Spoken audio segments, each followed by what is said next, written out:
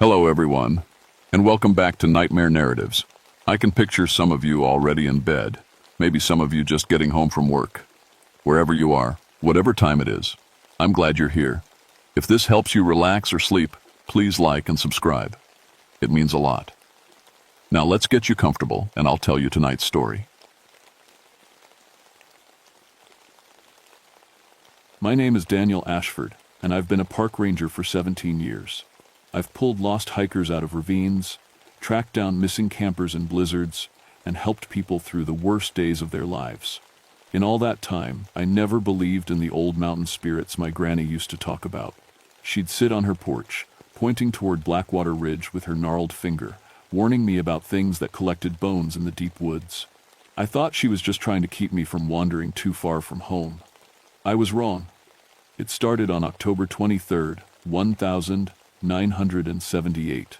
I remember the date because it was the same day my grandfather died in the mine collapse 40 years earlier. Granny always said bad things happened when the mountain got restless around that time. The call came in just after dawn. 3 geology students from Virginia Tech had missed their check-in.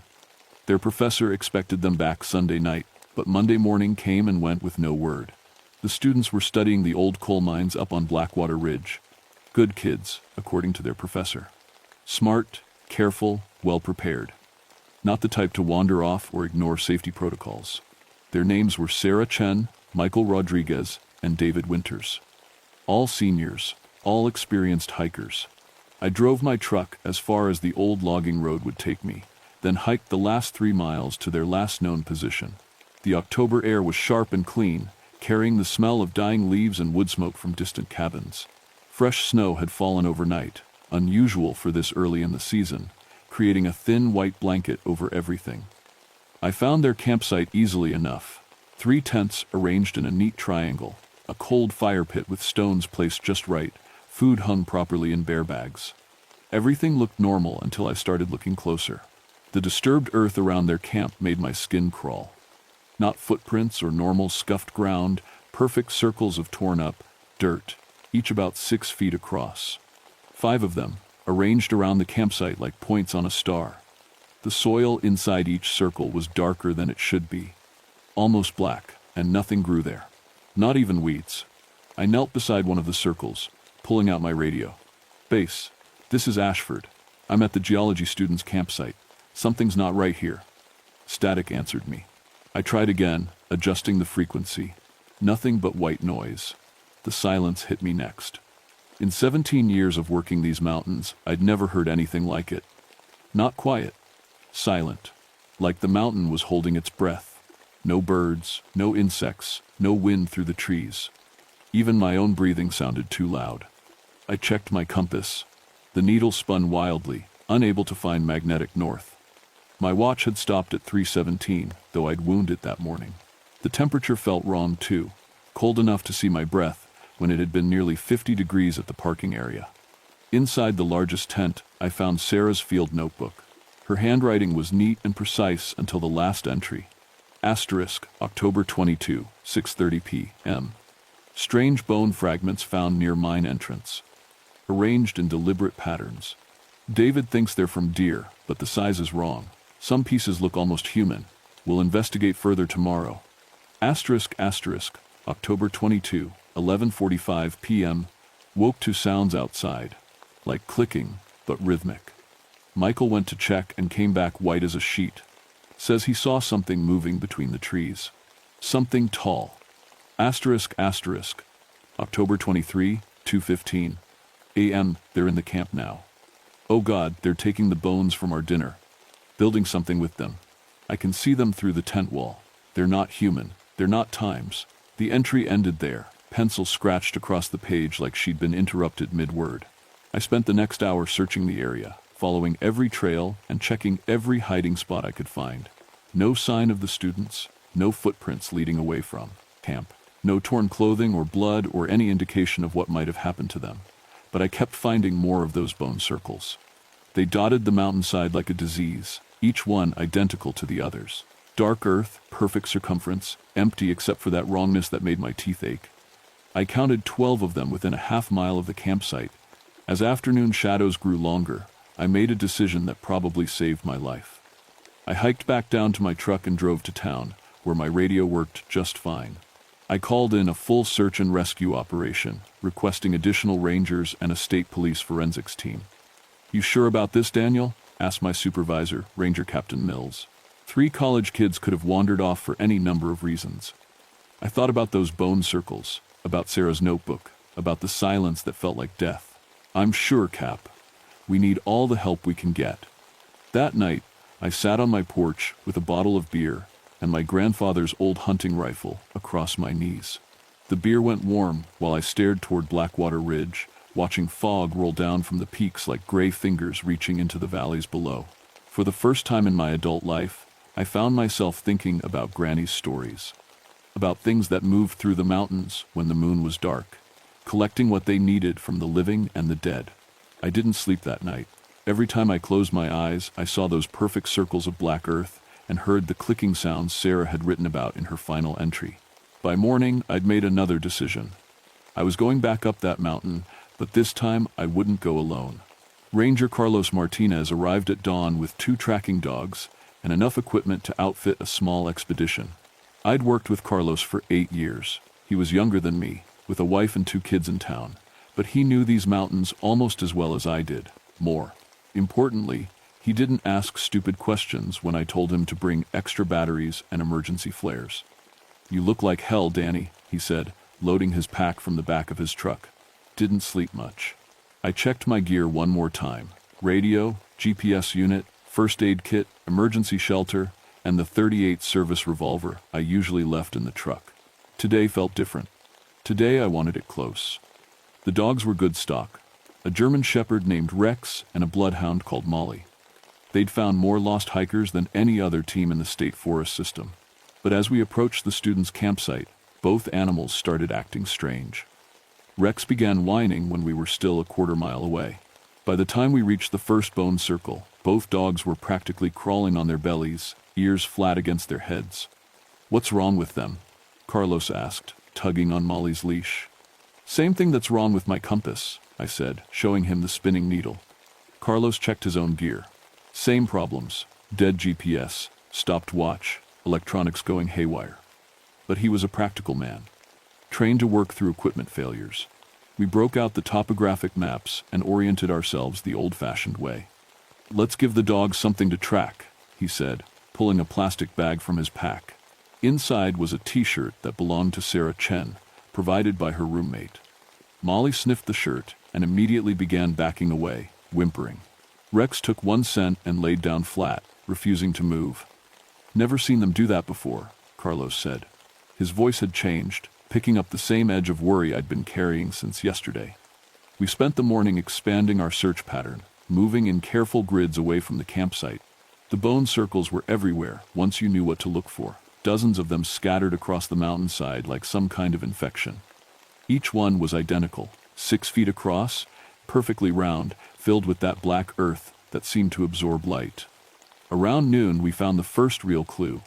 Carlos spotted it first, a flash of color against the dark soil of one of the circles. Sarah's red baseball cap, half buried in the center of the disturbed earth. But when we dug it out, the cap was wrong. Too clean, for one thing, like it had been placed there instead of dropped. And there were scratches on the brim, deep gouges that looked almost like claw marks. "How does a hat end up buried in the middle of this?" Carlos asked. I didn't have an answer, but I was starting to develop some ugly theories. We kept searching. The afternoon brought more discoveries, each one worse than the last. Michael's hiking boot, found in another circle 200 yards away. David's wallet, emptied of everything except his student ID, discovered in a third circle near the old mine entrance. But it was what we found inside the mine that changed everything. The entrance was partially collapsed, blocked by decades of rockfall and rusted warning signs. But there was a gap between the fallen timbers, just wide enough for a person to squeeze through. Carlos shined his flashlight into the darkness beyond. "Jesus Christ," he whispered. The beam illuminated what looked like an underground cathedral made of bones. Human skulls formed archways leading deeper into the mountain. Rib cages were woven together like basketwork, creating walls that stretched beyond our light. Leg bones had been arranged in precise geometric patterns across the floor, forming pathways that led toward some unseen destination in the depths. And everything was old. Not just the mining equipment or the wooden supports. The bones themselves looked ancient, yellowed, and cracked with age. Some were so old they'd turned to dust, creating gray drifts in the corners where our flashlight beams couldn't reach. "How many people?" Carlos asked. I tried to count the skulls in just the first archway. Lost track around 30. A lot more than 3 college students. Carlos keyed his radio, trying to reach base camp. Static answered him, the same white noise that had plagued me yesterday. We were on our own up here, cut off from the outside world by whatever force was scrambling our electronics. That's when we heard the clicking. It started soft, like fingernails tapping on wood, but it was rhythmic, deliberate, coming from somewhere deep in the mine. Click, click, click, pause, click, click, click. Like Morse code, or maybe like bones being assembled into new configurations. The dogs went crazy. Rex started howling, a sound I'd never heard from him before. High and desperate, like he was in pain. Molly tried to run, pulling so hard on her leash that Carlos had to use both hands to hold her. "We need to get out of here," Carlos said. I agreed, but as we turned to leave, I saw something that made my blood freeze. Fresh footprints in the dirt outside the mine entrance. Not hiking boots or work shoes, bare feet, but wrong somehow. Too long, with what looked like extra joints in the toes. And they were leading away from the mine, heading downhill toward town. "Carlos," I said, pointing at the tracks. He saw them too. His face went pale under his ranger's tan. "Those aren't human." We followed the tracks for maybe 50 yards before they disappeared into rocky ground. But I'd seen enough to know we were dealing with something beyond our training, beyond our equipment, beyond anything the Park Service had prepared us for. The sun was setting as we made our way back to the trucks. The temperature dropped with the light, turning our breath to frost clouds. But it wasn't just cold, it was wrong, like the warmth was being actively sucked out of the air around us. "What do we tell Mills?" Carlos asked as we loaded the dogs into his truck. Both animals were still shaking, pressed against each other, in the back seat. I thought about the Bone Cathedral, about the impossible footprints, about 3 college students who'd vanished without a trace. "We tell him we need more help, a lot more help." But as we drove down the mountain road, I kept checking my mirrors. The feeling of being watched, of being followed, settled over me like a cold blanket. Whatever lived in those mines, whatever had built that cathedral of bones, I was pretty sure it knew we'd been there, and I was starting to think it might be interested in adding to its collection. We returned the next morning with 6 additional rangers, a state police detective, and a forensics team from Richmond. I'd spent all night on the phone, calling in every favor I had, because something told me we were running out of time. Detective Ray Kowalski was a 15-year veteran who'd seen everything from drug murders to cult killings. But when we showed him the Bone Cathedral, I watched the color drain from his face. "How long has this been here?" he asked, playing his flashlight beam across the skull archways. "Could be decades," I said. "Maybe longer. Some of these bones look like they predate the mining operation." Kowalski nodded slowly. "We're going to need a bigger team. This is a crime scene that stretches back God knows how far." But before we could organize a proper investigation, things went sideways fast. It started with Ranger Pete Holloway. Pete was new, maybe 6 months on the job, eager to prove himself. He volunteered to map the outer perimeter while the rest of us worked the mine entrance. Good plan, standard procedure. Pete never came back. We found his radio first, crackling with static in the center of a fresh bone circle. The circle wasn't there the day before. I'd walked that exact spot during our grid search. But now the earth was torn up in that familiar pattern. Black soil scattered around Pete's equipment, like he'd just vanished in the middle of there. Transmitting. His last radio call was logged at 2:47 p.m. "Base, I'm seeing movement in the tree line. Something big. Looks like... Wait, that can't be right. Are you getting this?" Then nothing but static. Kowalski organized an immediate search pattern, putting every man we had into the field. But as afternoon shadows lengthened, it became clear we weren't hunting for Pete anymore. We were being hunted ourselves. The bone circles multiplied like cancer.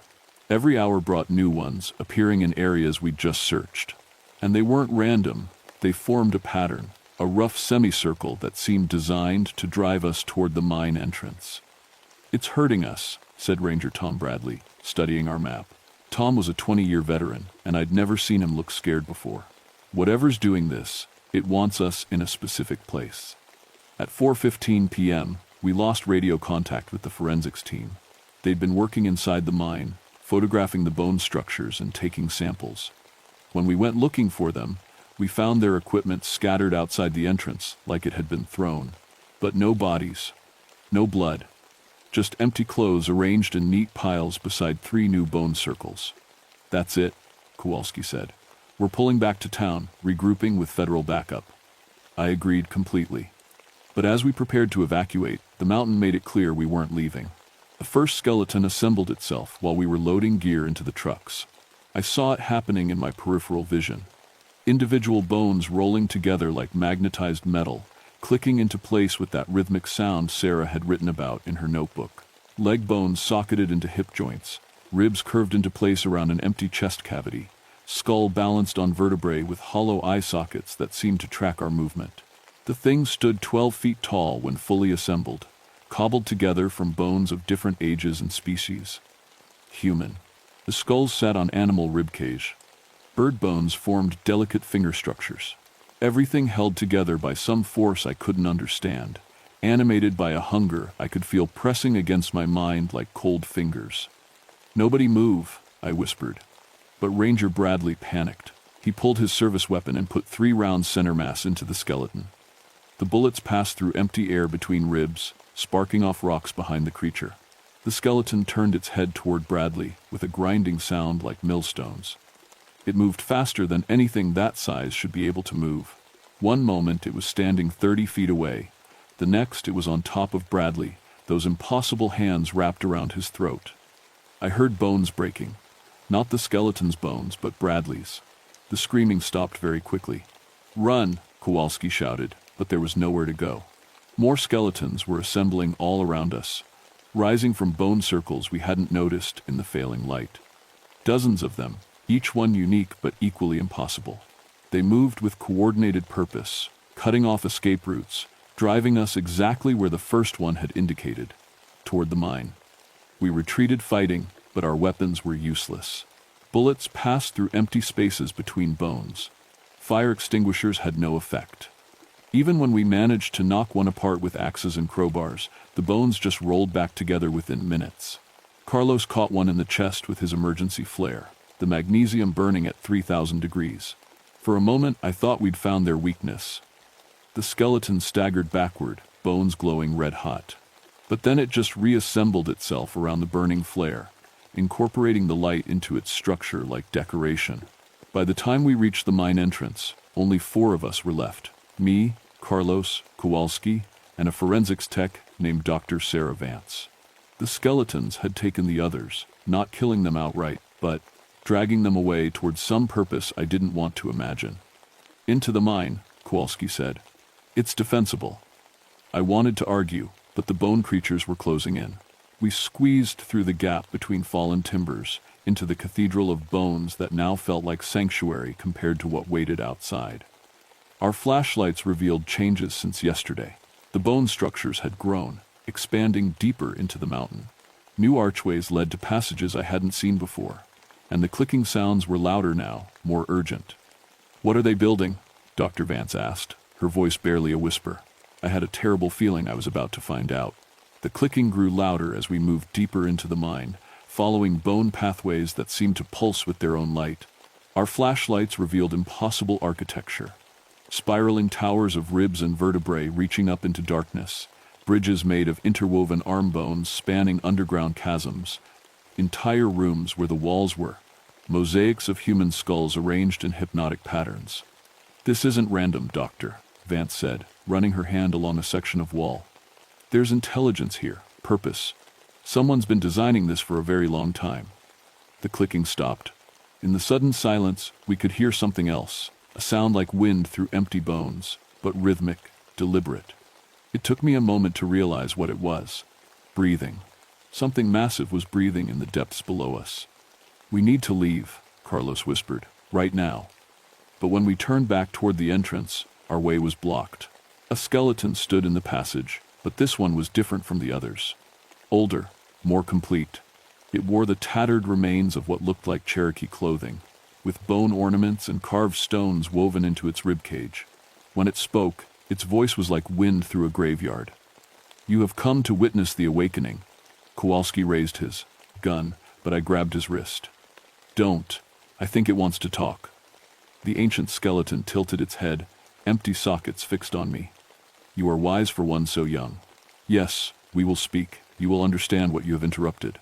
"Who are you?" I asked. "I am what remains of Standing Bear, last shaman of the Blackwater Cherokee. I died protecting this place from those who would steal the earth's bones for their machines. But death is not the end for guardians." The skeleton gestured to the bone cathedral around us. "For 200 years, I have gathered what was taken. Every bone disturbed by mining, every body desecrated by greed, every spirit displaced by your people's hunger for coal and gold. All return to where they belong." "The college students," Carlos said. "Where are they?" Standing Bear turned toward him. "They live. For now, but they have seen what sleeps beneath, and such knowledge cannot be allowed to spread. Soon they will join the others, willing guardians of the deep places." "What's down there?" "Doctor," Vance asked. Instead of answering, Standing Bear began walking deeper into the mine. After a moment, we followed. What choice did we have? The bone pathways led us down through chambers I never could have imagined. Rooms where thousands of skulls watched us from alcoves in the walls. Galleries where complete skeletons stood in silent ranks, waiting for some signal I couldn't understand. And everywhere, that rhythmic breathing grew stronger. Finally, we reached the heart of it all.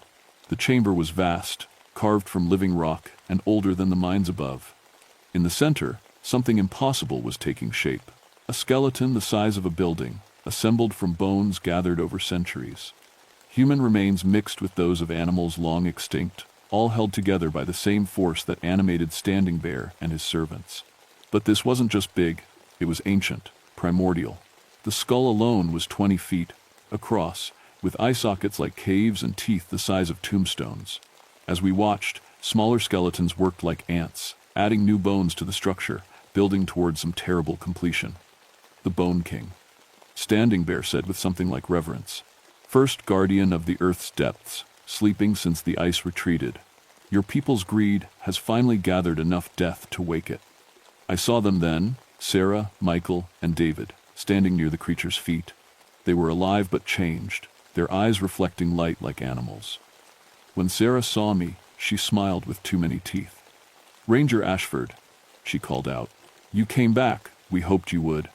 "Sarah, we're here to help," I said, taking a step toward her. "Help?" She laughed, a sound like breaking glass. "We don't need help. We understand now. This is where we belong." The massive skull turned toward us, empty sockets fixing on our group with intelligence older than human civilization. When it spoke, its voice was the sound of continents shifting. "More builders come. Good. The work nears completion." Standing Bear bowed to the enormous creature. "Bone King, these are not willing servants. They resist the transformation. Then they will provide materials instead of labor." The smaller skeletons began moving toward us, clicking and scraping across the stone floor. But I noticed something. They avoided the areas where Carlos had dropped his emergency flares. Fire seemed to disrupt whatever force held them together. "The thermite flares," I whispered to Carlos. "Use them all." Carlos understood immediately. He pulled both remaining flares from his pack, arming them with shaking hands. "When I say run, you run for the entrance. Don't look back." "What about you?" I asked. "Someone needs to bring this place down." The skeletons were almost on us when Carlos triggered the first flare. Magnesium fire erupted in the chamber, blindingly bright and hot enough to melt steel. The bone creatures shrieked, a sound like breaking chalk magnified 1,000 times. Some of them simply fell apart, their animating force disrupted by the intense heat. "Run!" Carlos shouted, triggering the second flare. We ran, through passages of bone and stone, past galleries of watching skulls, up toward the distant promise of daylight. Behind us, the mountain shook as Carlos's remaining thermite charges detonated, bringing down support beams and collapsing tunnels. But the Bone King's roar followed us, a sound of rage and hunger that made the rock itself tremble. It was waking up, and our escape had only delayed the inevitable. We made it to the entrance just as the mine began collapsing in earnest. Kowalski and Dr. Vance squeezed through the gap first, then helped pull me through as stones rained down behind us. Carlos never made it out. The official report blamed the mine collapse on unstable geology and groundwater erosion. 7 people missing, presumed dead, in one of Virginia's worst cave-in disasters.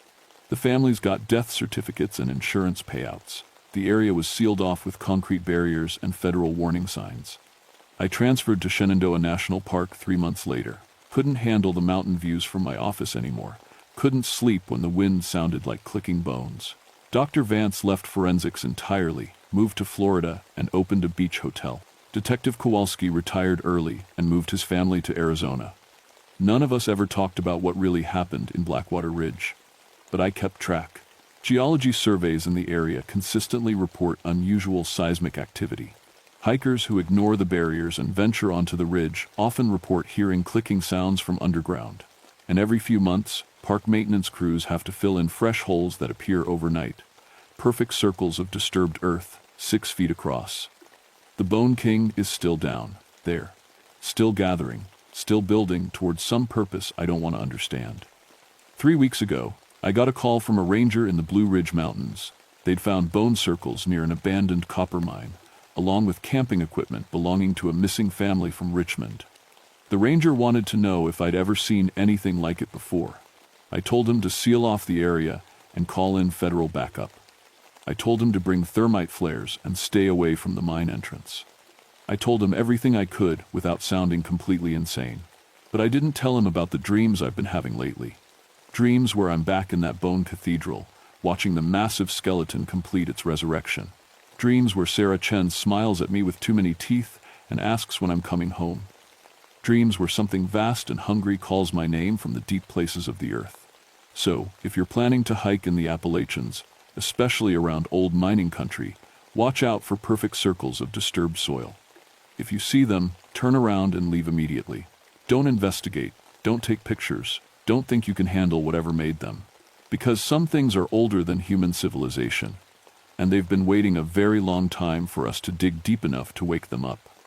The mountain remembers everything we've taken from it, and someday it's going to want it all back.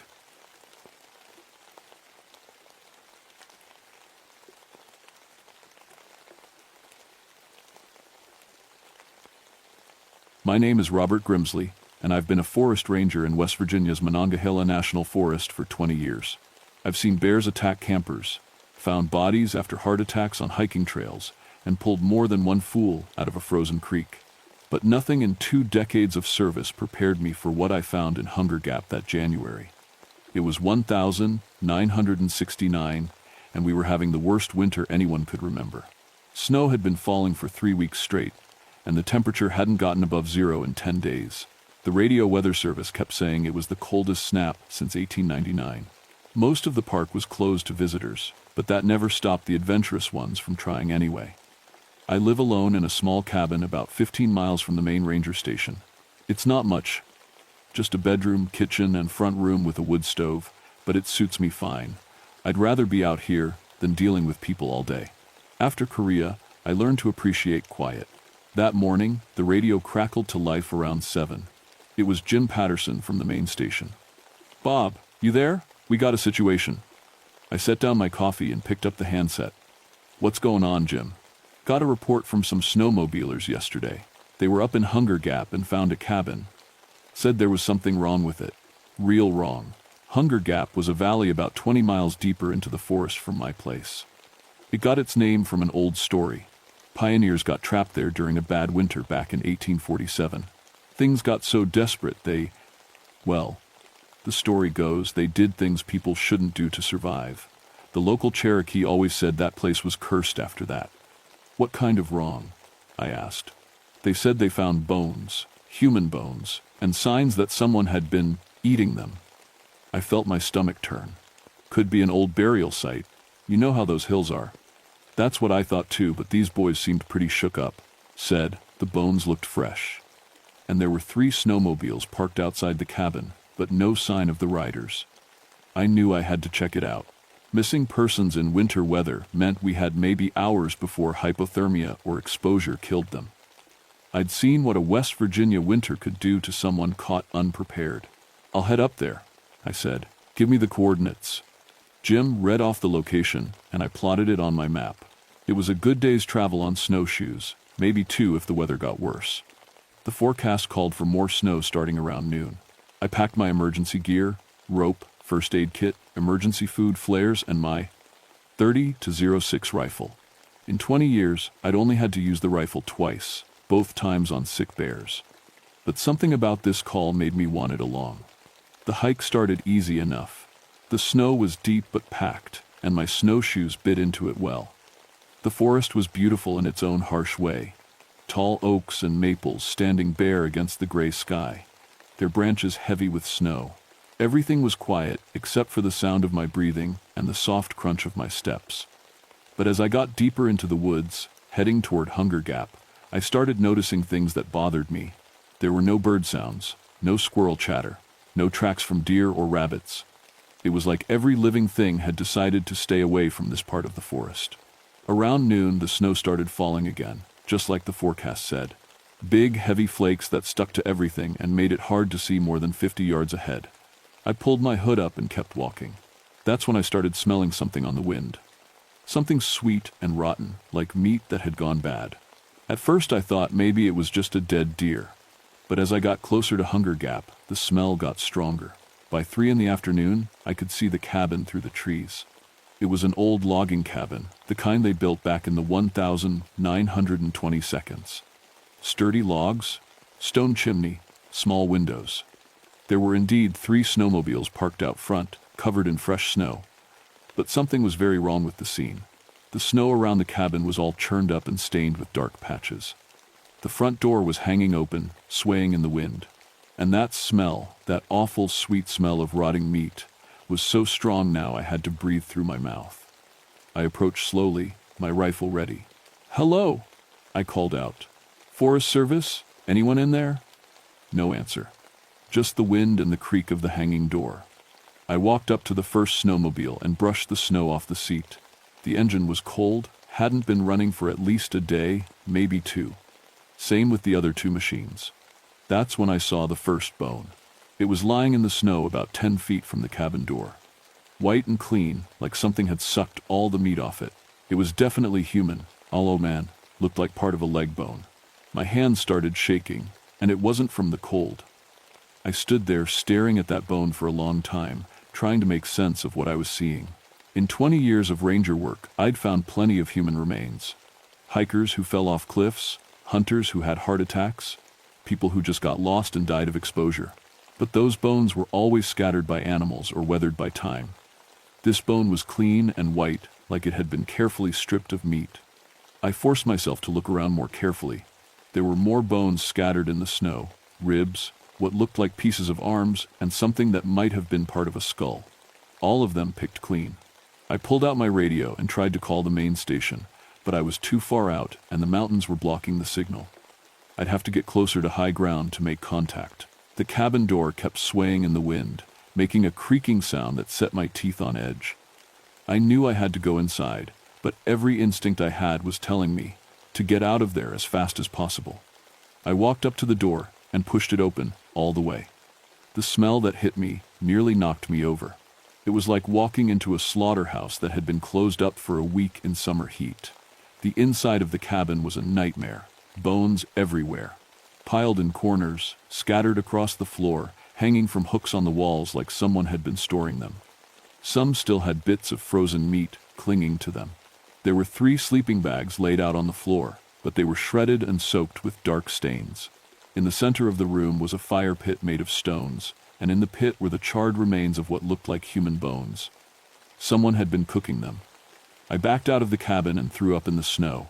When I could think straight again, I tried to piece together what had happened. 3 snowmobilers had come up here, probably looking for adventure. Maybe they'd gotten trapped by the weather, and no. I'd seen desperate people before. I'd seen what starvation could do. But this wasn't desperation. This was something else. The bones were too clean, too carefully arranged. And there was something about the way they were piled that reminded me of pictures I'd seen in National Geographic and animals. The way certain animals store food for later. I was backing away from the cabin when I heard it. A voice calling from the woods. Faint and distant, but definitely human. "Help!" it called. "Please, someone help me." My heart jumped. Maybe one of the snowmobilers had escaped. Maybe they were hiding in the woods, hurt and scared. I cupped my hands around my mouth. "Where are you? Keep calling." "Over here." The voice came back. It sounded like it was coming from deeper in the valley, past the cabin. "I'm hurt, please." I shouldered my rifle and started toward the voice, following what looked like a trail through the snow. The voice kept calling, always seeming to be just a little farther ahead. "I can't move," it called. My legs broken. The trail led down into the valley, through thick stands of bare trees. The snow was deeper here, and I had to work hard to keep up. But I kept following the voice. After about 20 minutes, I stopped to catch my breath and listen. The voice was still calling, but now it sounded different. Farther away, and there was something about it that made the hair on my neck stand up. It was the same voice, exactly the same voice. Same words, same tone, same desperate sound. But it had been calling for 20 minutes without getting tired or changing what it was saying. Real people don't talk like that. I stood very still and listened more carefully. The voice was calling again. "Help, please, someone help me." But now I could hear something else underneath it. A kind of echo, like the voice was being played back from a recording. And behind that echo I could hear something else. Something that sounded like breathing, but too deep and too slow to be human. "Over here, I'm hurt, please." The voice was closer now. Much closer. But I couldn't see anyone through the trees. That's when I noticed the tracks. They were in the snow right next to where I was standing. Footprints, but wrong. Too long and too narrow, with what looked like claw marks at the ends. And they were huge, bigger than any human foot I'd ever seen. The tracks led right up to where I was standing, then veered off into the trees toward where the voice was calling. My hands were shaking as I raised my rifle. Whatever was making that voice, it wasn't human. And it was hunting me. "I can't move, my leg's broken." The voice was coming from a thick stand of pine trees about 50 yards away. I could see something moving in the shadows between the trunks, but I couldn't make out what it was. I started backing away, trying to keep my rifle pointed toward the trees. That's when I heard a new sound. A low, rumbling growl that seemed to come from everywhere at once. The voice stopped calling. The forest went completely silent. And then something stepped out from behind the trees. It was tall, taller than any person had a right to be. Maybe 8 feet, maybe more. It was hard to tell because it was hunched over, like it was too tall for its own body. It was thin, so thin I could see its ribs through pale gray skin. Its arms hung down almost to the ground, ending in hands with fingers that looked more like claws. But the worst part was its face. It had human features, but stretched and wrong. Its mouth was too wide, filled with teeth that were too long and too sharp. Its eyes were yellow, like a cat's eyes, and they were looking right at me. "Help," it said in that same desperate voice. "Please, someone help me." But its mouth wasn't moving. I raised my rifle and fired. The creature jerked back like I'd hit it, but it didn't fall. Instead, it let out a sound I'll never forget, part scream, part howl, part something else that shouldn't come from any living thing. Then it turned and ran into the woods, moving faster than anything that size should be able to move. I stood there shaking for a long time, staring at the trees where it had disappeared. In the snow where it had been standing, there was a dark stain that looked like blood. But when I went to look at it more closely, the blood was already freezing, turning black in the cold air. I had to get out of there. I ran back toward the cabin as fast as the snowshoes would let me, my heart pounding so hard I could hear it in my ears. Behind me, I could hear something crashing through the trees, keeping pace but staying out of sight. Every few minutes, I'd hear that voice again. "Help, please, someone help me." But now I knew what it was. That thing had heard someone calling for help, maybe one of the snowmobilers, and now it was using their voice like a recording to lure more people. When I got back to the cabin, I stopped to catch my breath and think. The smart thing would be to get on one of the snowmobiles and get out of there as fast as possible. But when I checked the machines, I found that something had torn out the engine wires. All 3 of them were destroyed. I was trapped. The snow was falling harder now, and the wind was picking up. I could barely see 20 feet in any direction. I had maybe 2 hours of daylight left, and then I'd be stuck in these woods overnight with that thing. I tried my radio again, but still couldn't get through. I was too deep in the valley, surrounded by hills that blocked the signal. That's when I heard voices. Multiple voices, calling from different directions in the woods around the cabin. Bob Grimsley, where are you?" That was Jim Patterson's voice from the ranger station. "Help us, we're lost." A woman's voice I didn't recognize. "Over here, I found something." A man's voice, also unfamiliar. But I knew none of them were real. That thing, whatever it was using the voices of people it had heard before. People it had killed. I ducked back into the cabin, even though the smell made me gag. It was the only shelter I had. I pushed the door shut and looked around for something to block it with. There was an old wooden table I could barely move, but I managed to drag it in front of the door. The voices kept calling from outside, sometimes close, sometimes far away. The thing was circling the cabin, testing me, trying to get me to come out. As it got darker, I built a fire in the fireplace. I had to clear out the human bones first, and the smell when I moved them nearly made me sick again. But I needed light and warmth if I was going to survive the night. Around midnight, the voices stopped. The forest went completely quiet again, except for the wind and the crackling of my fire. I sat with my back against the wall, rifle across my knees, trying to stay awake. That's when I heard the sound on the roof. Slow, deliberate footsteps, moving from one end of the cabin to the other. The thing was up there, probably looking for another way in. I heard scratching sounds, like claws digging into wood. Then a piece of the roof fell into the fire, sending up a shower of sparks. I looked up and saw something that made my blood freeze. 2 yellow eyes, staring down at me through a hole in the roof. I raised my rifle and fired. The eyes disappeared, and I heard that awful howling sound again, but farther away. A few seconds later, I heard something hit the ground outside. It had jumped down from the roof. Then the scratching started on the walls. It was testing the cabin, looking for weak spots. I could hear it moving around the outside, scratching at the logs, pushing against the windows. The small windows were boarded up on the outside, but I could hear the boards creaking under pressure. Around 3 in the morning, one of the window boards gave way. I saw a long, pale arm reach through the opening, feeling around for the window latch.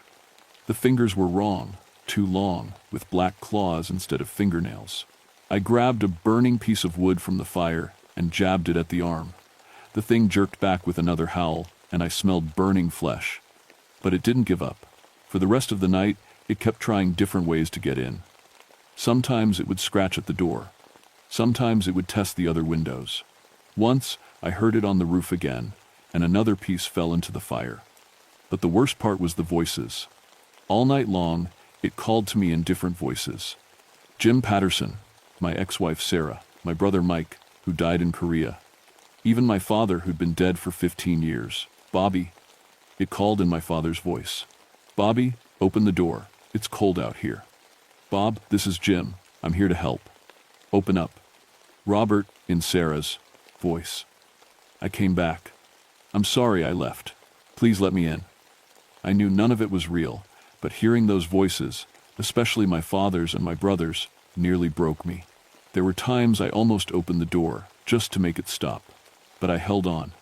When dawn finally came, the voices stopped, and the scratching stopped. I waited until I could see sunlight through the cracks around the door before I moved the table and looked outside. The snow around the cabin was all torn up, like something big had been pacing around it all night. I could see the tracks going off into the woods in multiple directions, like the thing had been running back and forth, getting more and more frustrated. But what really scared me was what I saw near the tree line. Bones. Fresh bones. Arranged in a pattern like some kind of warning or message. The thing wasn't just hunting me. It was playing with me. I knew I had to get out of there before nightfall, or I wouldn't survive another night. I spent the morning trying to figure out how to get out of Hunger Gap alive. The snowmobiles were useless, and I was too far from any road to walk out before dark. My only chance was to get to higher ground where I could use my radio to call for help. There was a ridge about 2 miles east of the cabin that might work, It would be a hard climb in the deep snow, but if I could get a signal through, a helicopter could pick me up. I packed what I could carry: some food, my rifle, ammunition, and emergency flares. The flares might come in handy if I had to signal for help or defend myself. Before I left the cabin, I took one more look at those bones arranged near the tree line. Now that I could see them in daylight, I realized they formed a shape. It looked almost like an arrow pointing deeper into the valley. The thing was trying to direct me somewhere, but why? I started toward the ridge, staying alert for any sign of the creature. The forest was still unnaturally quiet. No birds, no small animals, nothing. Just the sound of wind in the bare trees and my snowshoes crunching through the snow. About halfway to the ridge, I found them. 4 more bodies, or what was left of them. They were partially buried in the snow, arranged in a circle around what looked like a crude camp. These weren't the snowmobilers. This was an older scene. Maybe hunters who'd gotten trapped up here weeks or months ago. But like the bones at the cabin, these bodies had been carefully stripped of meat. And they'd been arranged deliberately, like some kind of offering or display. That's when I understood what I was dealing with.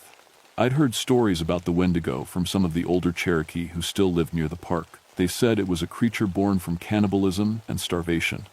Something that had once been human but had been transformed by the act of eating human flesh. It was always hungry, always hunting, and it grew stronger with each person it consumed. The stories said that once someone became a Wendigo, they could never be satisfied.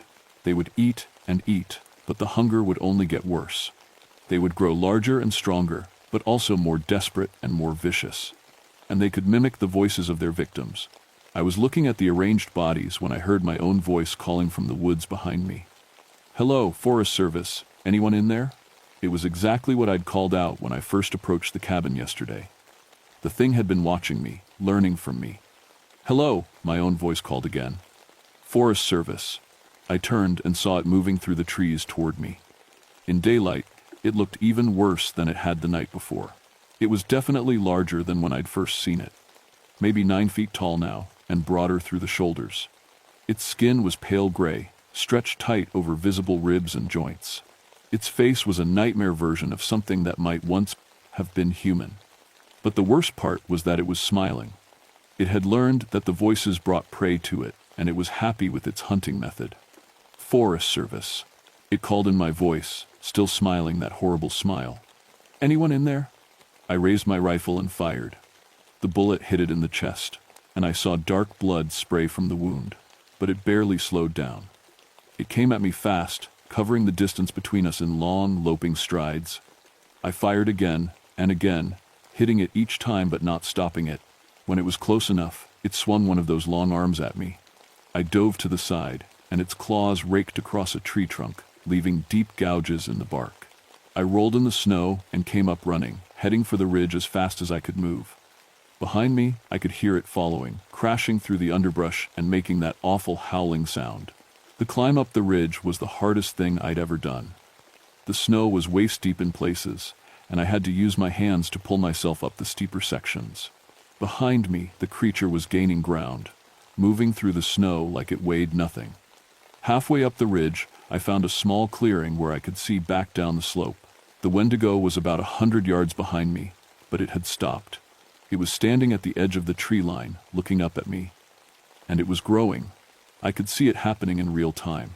It was getting taller, broader, more muscular. The bullet wounds were healing, the dark blood flow stopping. It was feeding on something, maybe just the hunt itself, or the fear it was causing. I pulled out my radio and tried to call for help. Static. I climbed higher. When I reached the top of the ridge, I finally got a signal. "Jim! Jim! This is Bob! Emergency!"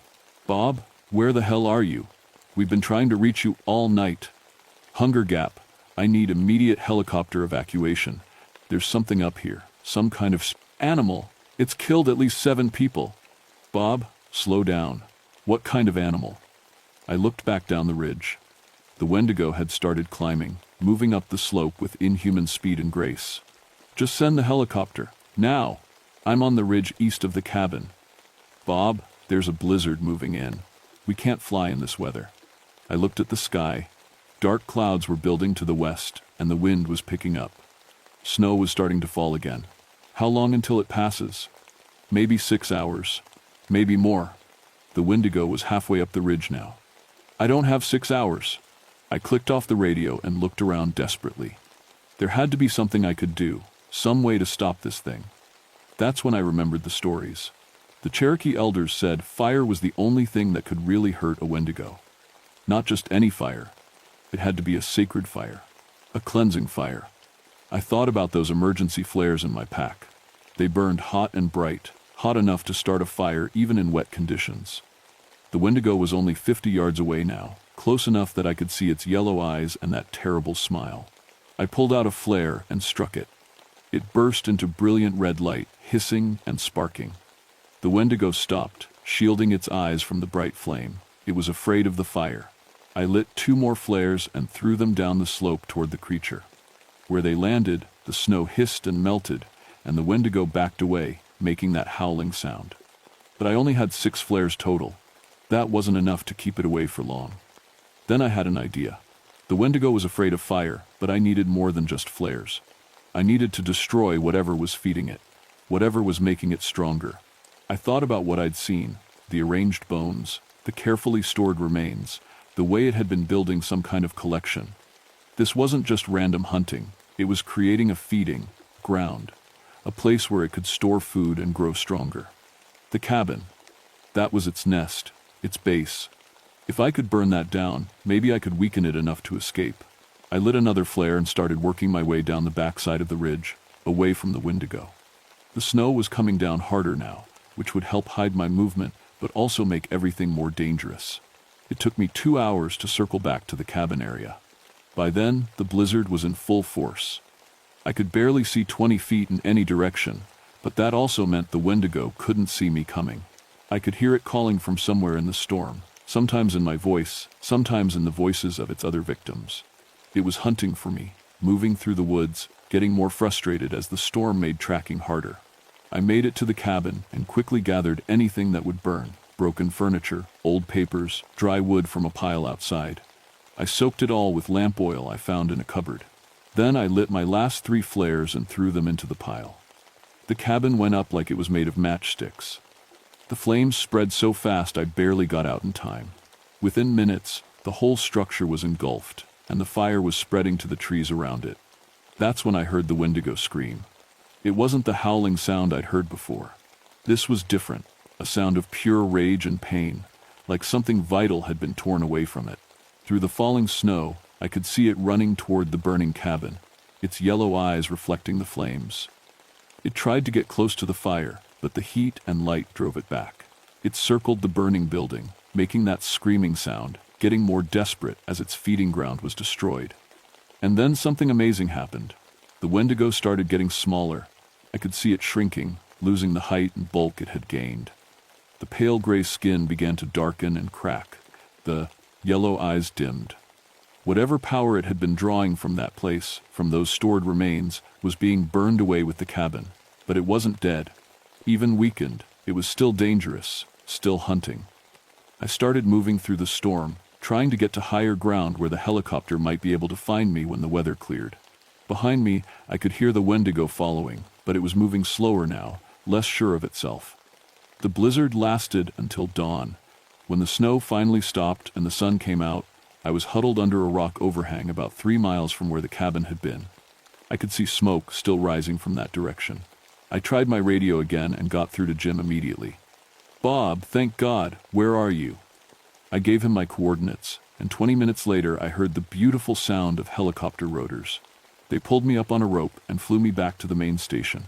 I told them I'd found evidence of cannibalism in the cabin and that there was a dangerous animal in the area, probably a bear driven mad by hunger. They sent a team back to investigate, but all they found were the burned remains of the cabin and a lot of scattered bones that they assumed were old Native American burial remains. They never found any sign of the Wendigo, but I know it's still out there. 3 months later, I heard about some hikers who went missing in a different part of the forest. The search team found their camp, but no sign of the hikers themselves, just some gnawed bones and evidence that someone had been cooking meat over a fire. And last week, Jim told me about a strange report from some campers.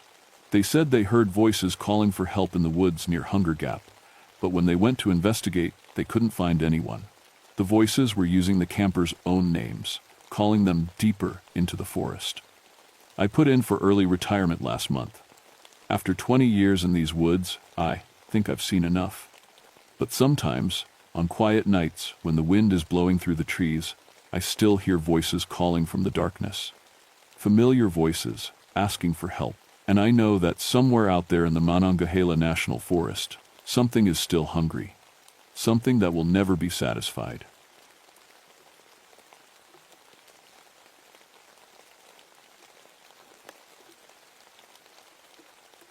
My name is James Hawthorne, and I've been a park ranger for 14 years. I tell people that because I need them to believe what I'm about to tell you really happened. I know how crazy it sounds, but I swear on my life every word is true. Back in September 1975, I was working at New River Gorge in West Virginia. My job was watching birds, specifically the big ones like hawks and eagles that migrated through our area. I had my degree in wildlife biology, and I thought I knew everything about flying creatures. I was wrong. Devil's Den Overlook was my favorite spot. It sits on these massive sandstone cliffs about 400 feet above the New River. The thermals rising from the gorge made it perfect for watching raptors. Plus, it was quiet. The nearest town was Point Pleasant, 22 miles away through winding mountain roads.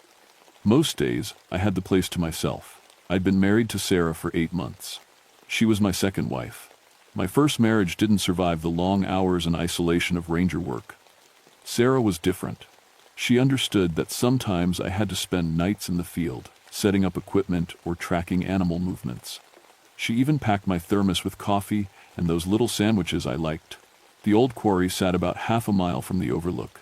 They'd pulled limestone out of there back in the 1950 seconds until 3 workers died in a cave-in. After that, the company just walked away, left behind rusted equipment, flooded pits, and a maze of tunnels that went deep into the cliff face. Local kids sometimes hiked up there to drink beer and scare each other with ghost stories. That September was unusually stormy. Electrical storms rolled through almost every evening, making the wildlife nervous. I'd noticed changes in animal behavior. Deer avoiding certain areas, dogs in town howling at night, even the birds seemed agitated. My scientific mind said it was just the weather patterns, but something felt off. The first report came from a Startney rock climber named Tommy Morrison. He stumbled into my ranger station around noon on September 15th, white as a sheet and shaking like a leaf. "There's something up there," he kept saying, pointing toward Devil's Den. "Something big, with eyes like headlights." Tommy was a good climber, been scaling those cliffs for years. He wasn't the type to spook easily, but when I asked him to describe what he saw, his story didn't make sense. "It was perched on the cliff edge like a bird," he said, "but it was huge. Maybe 8 feet tall when it stood up, had wings that stretched wider than my truck, and those eyes." He shuddered. Red eyes that glowed like brake lights in the dark. I wrote it up as a possible bear sighting. Black bears sometimes stood on their hind legs, and in poor light, shadows could play tricks on you. The glowing eyes were probably just reflected light. I'd seen dozens of similar reports over the years, usually turned out to be owls or deer or someone's imagination running wild. But then Mrs. Patterson called from the grocery store in town. 3 more people had come in, talking about the same thing. A postal worker driving the mountain route, a hunter checking his tree stands, even old Bill Cassidy, who'd lived in those hills his whole life and knew every animal in the forest. "They're all saying the same thing, James," Mrs. Patterson told me over the crackling phone line. "Something with wings and red eyes, bigger than any bird they ever seen." I promised to investigate. Part of me was curious from a scientific standpoint. If there was an unusual animal in the area, it was my job to identify and document it. Maybe an injured bird, disoriented and acting strangely. Or possibly someone was hoaxing the whole thing, trying to create their own local legend. I packed my gear that evening: camera with telephoto lens, binoculars, notebook, flashlight, and my .38 service revolver. The gun was standard equipment, mainly for protection against bears or the occasional drunk hunter. I never imagined I might need it for something else. The hike to Devil's Den took about an hour in daylight. The trail wound through thick forest before opening onto the rocky overlook. I arrived just as the sun was setting, painting the gorge in shades of orange and purple. Below me, the new river curved like a dark ribbon through the valley. I set up my equipment and waited. The air was still, heavy with the promise of another storm. In the distance, thunder rumbled like an old dog growling in its sleep. Perfect conditions for confused wildlife, I thought. Around 9 p.m., I heard the first sound. A low whooshing noise, like wind through a tunnel. But there was no wind. The leaves on the trees hung motionless in the humid air. Then I saw the shadow. It passed over me fast, blocking out a patch of stars for just a moment. Too big to be a bird, too quiet to be a plane. My heart started beating faster, but I told myself to stay calm. Probably just a cloud, or maybe a large bat. The shadow came back, circling the overlook in wide arcs. Each time it passed overhead, I tried to get a better look, but it stayed just outside the range of my flashlight. All I could make out was something dark against the darker sky, moving with the fluid grace of a natural flyer. On the fourth pass, I saw the eyes. 2 red dots in the darkness, maybe 30 feet above me. They didn't reflect my flashlight beam like animal eyes should. Instead, they seemed to glow with their own inner fire, steady and unblinking. I fumbled for my camera, but by the time I got it ready, the thing was gone. The woods fell silent, except for the distant rumble of approaching thunder. I stayed on that cliff until dawn, but I didn't see it again. When I hiked back to my truck, I found scratches in the dirt near where I'd been sitting. Deep gouges, like claw marks, but too big to be from any bird I knew. Driving home, I convinced myself I'd seen something ordinary. A plane with unusual lights, a weather balloon, maybe even someone playing an elaborate prank with some kind of flying machine. But deep down, I knew I was lying to myself. Whatever I'd seen up there wasn't natural, and for the first time in my 14 years as a ranger, I was scared. The next few days, I couldn't stop thinking about those red eyes. I went to the library in Point Pleasant and read everything I could find about unusual animal sightings in West Virginia. Most of it was folklore, stories about phantom panthers and devil dogs that local families had been telling for generations. But I did find something interesting. The Cherokee who lived in this area before white settlers arrived had stories about a creature they called the Messenger of Doom. According to their legends, it appeared before great disasters, trying to warn people of coming tragedy. They described it as a giant moth-like being with glowing red eyes. Old legends, I told myself. But I couldn't shake the feeling that I'd stumbled onto something real. I decided to set up a proper observation post. If this thing was real, and if it was following some kind of pattern, I might be able to document it properly. I selected a spot about 200 yards from the overlook, hidden in a grove of pine trees where I could watch the area without being seen. On September 18th, I hiked up with more equipment, a motion-activated camera, a tape recorder, even a thermometer to track temperature changes. I'd read that some people reported feeling intense cold before supernatural encounters. Scientific method, I reminded myself. Document everything. I was settling into my hiding spot when I heard voices echoing from the old quarry. 2 male voices, laughing and talking loud. Probably teenagers drinking beer and looking for trouble. I considered going over to run them off. The quarry was dangerous, especially at night, but decided to wait. If the creature showed up, I didn't want witnesses around to complicate things. Around 10 p.m., the voices went quiet. Then I heard a scream. Not the playful scream of kids trying to scare each other. This was pure terror. The sound a person makes when they know they're about to die. I grabbed my flashlight and ran toward the quarry. The old access road was overgrown with weeds and littered with rusted equipment. I stumbled over cables and chunks of broken concrete, following the screaming. When I reached the main pit, I found one kid, maybe 16 years old, pressed against the chain-link fence that surrounded the flooded quarry. His face was pale with shock, and he was pointing at something in the water. "He fell," the kid gasped when he saw me. "Tommy fell in. Something grabbed him." I shined my light across the black water. About 30 feet from shore, I could see someone thrashing around, going under and coming back up, coughing and choking. "Stay here," I shouted to the kid, then started looking for a way down to the water. The quarry walls were almost vertical, cut smooth by the mining operation. But there was an old wooden ladder, half rotted but still attached to the rock face. I climbed down as fast as I dared. The water was deeper than it looked. My boots couldn't touch bottom even close to shore. I'm a decent swimmer, but in the dark, with my clothes and boots on, it was hard going. I reached Tommy just as he was going under again. He was hurt bad. I could feel blood on his scalp where I grabbed him, and his left arm hung at a weird angle. Probably hit the rocks when he fell. Getting him back to shore was the hardest thing I'd ever done. He kept passing out, and the quarry walls were too steep to climb with an injured person. Finally, I found a spot where fallen rocks had created a rough ramp. I half-carried, half-dragged Tommy up to level ground. The kid who'd been with him was gone, just vanished. I didn't blame him. He was probably scared out of his mind. I got Tommy to my truck and drove him to the hospital in Point Pleasant. He had a concussion, a broken arm, and several deep cuts from the rocks. The doctor said he was lucky to be alive. When he was feeling better, I asked him what happened. "We were just messing around," he said, his voice still shaky. "Looking for bats in the quarry." Then Jimmy said he saw something big flying overhead. We looked up, and there it was. There what was? This huge thing with wings, like a giant bat but wrong somehow. It had a human face but covered with fur or feathers. And those eyes. He shuddered. Red eyes that looked right through you. According to Tommy, the creature had swooped down at them. Jimmy panicked and ran, but Tommy tripped and fell backward off the quarry edge.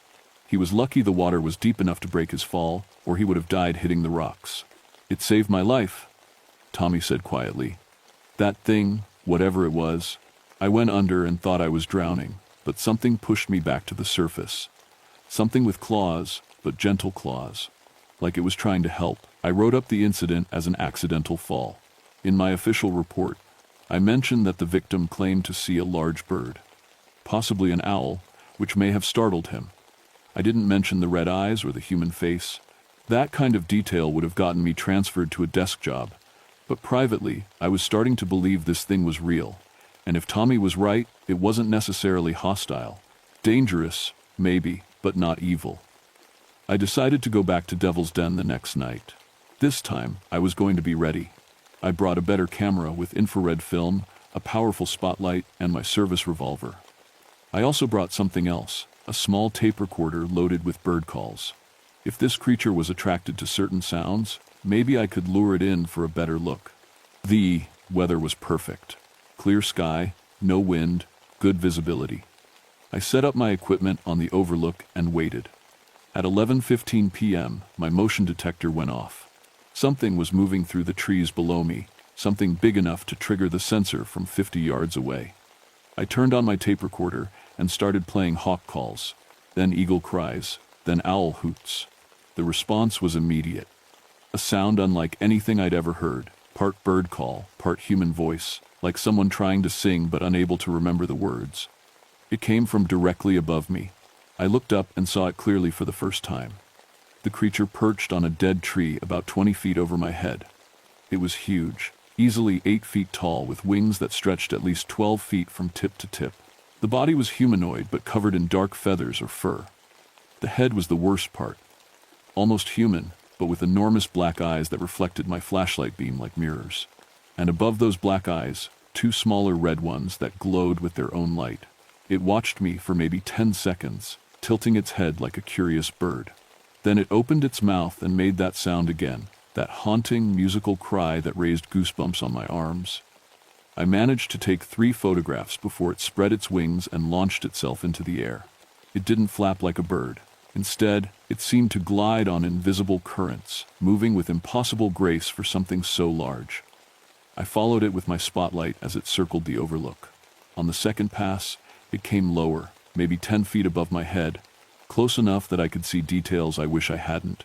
The creature's claws were like human hands, but elongated and ending in sharp points. Its chest rose and fell like it was breathing hard. And its eyes, those 4 eyes, never stopped watching me. On the third pass, something extraordinary happened. The creature hovered directly in front of me, wings beating slowly too. Maintain position. Then it spoke. Not with its mouth, but directly into my mind. I heard words as clearly as if someone was standing next to me, but the creature's mouth never moved. "Danger comes," the voice said. "Many will die. The bridge will fall." Before I could react, The creature shot straight up into the night sky and vanished. I stood there for a long time, trying to process what had just happened. A giant moth-like creature had just delivered what sounded like a prophecy directly into my brain. Either I was losing my mind, or I'd just made contact with something beyond human understanding. When I developed the photographs the next day, 2 of them showed nothing but empty sky. But the third one was clear enough to make me believe my own eyes. The creature was real, and it had a message. Word spread fast through Point Pleasant about the thing at Devil's Den. By the end of September, I was getting calls from reporters, cryptozoologists, and curiosity seekers wanting to know about the Mothman sightings. That's what they started calling it, the Mothman. I tried to play it down, sticking to my official reports about misidentified birds and teenage pranks. But privately, I kept going back to the creature's message. The bridge will fall. Point Pleasant had 2 major bridges. The older one was the Silver Bridge, built in 1928, that carried Route 35 across the Ohio River. The newer bridge was about 5 miles downstream. If something was going to happen to one of them, I figured it would be the Silver Bridge. That old suspension bridge carried thousands of cars every day, and it was showing its age. I started paying attention to the bridge during my trips to town, looking for cracks in the concrete, rust on the cables, anything that might suggest structural problems. But I'm a wildlife biologist, not an engineer. I wouldn't know a dangerous flaw if it bit me.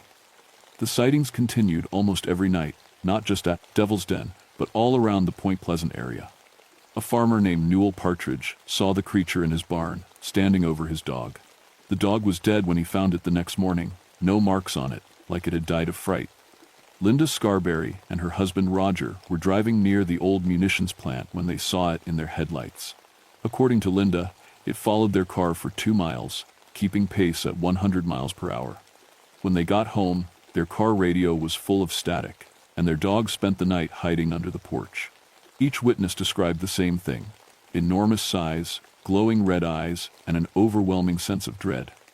Some people reported hearing that strange musical cry. Others said it communicated telepathically, always with warnings about coming disaster. I started keeping a detailed log of every sighting, trying to find patterns. The creature appeared most often on clear nights with low humidity. It seemed drawn to electrical equipment. Several witnesses reported their car radios going haywire. And it was always alone. Whatever this thing was, there was only one of them. On October 12th, I had my second direct encounter. I was hiking back from a raptor count in the northern section of the park when I heard equipment running in the old quarry. Heavy machinery, like bulldozers or excavators. That was strange. The quarry had been abandoned for 20 years. I climbed up to investigate and found 3 men with a small excavator digging near the flooded pit. They had permits from the county, something about soil testing for a possible development project. The crew chief, a guy named Bill Hendricks, explained they were taking core samples to see if the land could support new construction. Just be careful around the water, I warned him. Those quarry walls are unstable, and the water's deeper than it looks. Bill nodded and went back to work. I was about to leave when the motion detector I'd left, hidden in the trees, started beeping. Something big was moving through the forest. I told the work crew to shut down their equipment and listen. At first, all we could hear was the normal sounds of evening in the woods: crickets, a distant owl, leaves rustling in the breeze. Then we heard the cry. That haunting, musical sound echoing off the quarry walls. "What the hell was that?" one of the workers asked. Before I could answer, we saw it. The Mothman rose from the tree line like a shadow gaining substance, wings spread wide against the darkening sky. It circled the quarry once, then landed on the arm of the excavator. The 3 workers just stood there, frozen. I don't think they could believe what they were seeing. The creature was even bigger than I remembered, easily 8 feet tall, with those 4 eyes glowing in the gathering darkness. It looked directly at Bill Hendricks and tilted its head. Then, just like before, I heard its voice in my mind. "Death waits below. Do not dig deeper." Bill obviously couldn't hear the mental communication, but he could see the creature well enough.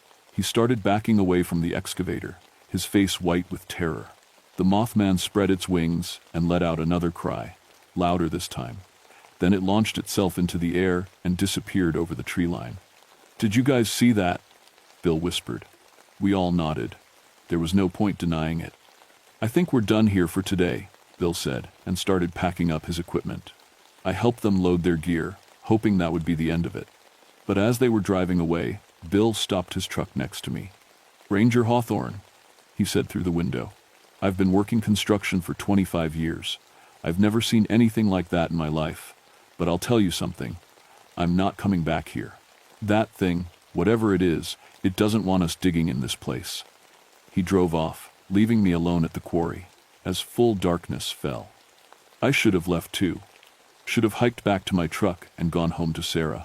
Instead, I found myself walking to the edge of the flooded pit, trying to understand what the creature had meant. Death waits below.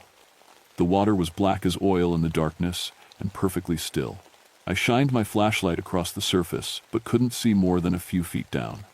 The quarry was maybe 60 feet deep at the center, deep enough to hide almost anything. As I stood there, I started feeling strange, dizzy, like I was running a fever. The air around the quarry felt thick and oppressive, hard to breathe, and cold, much colder than it should have been for October in West Virginia.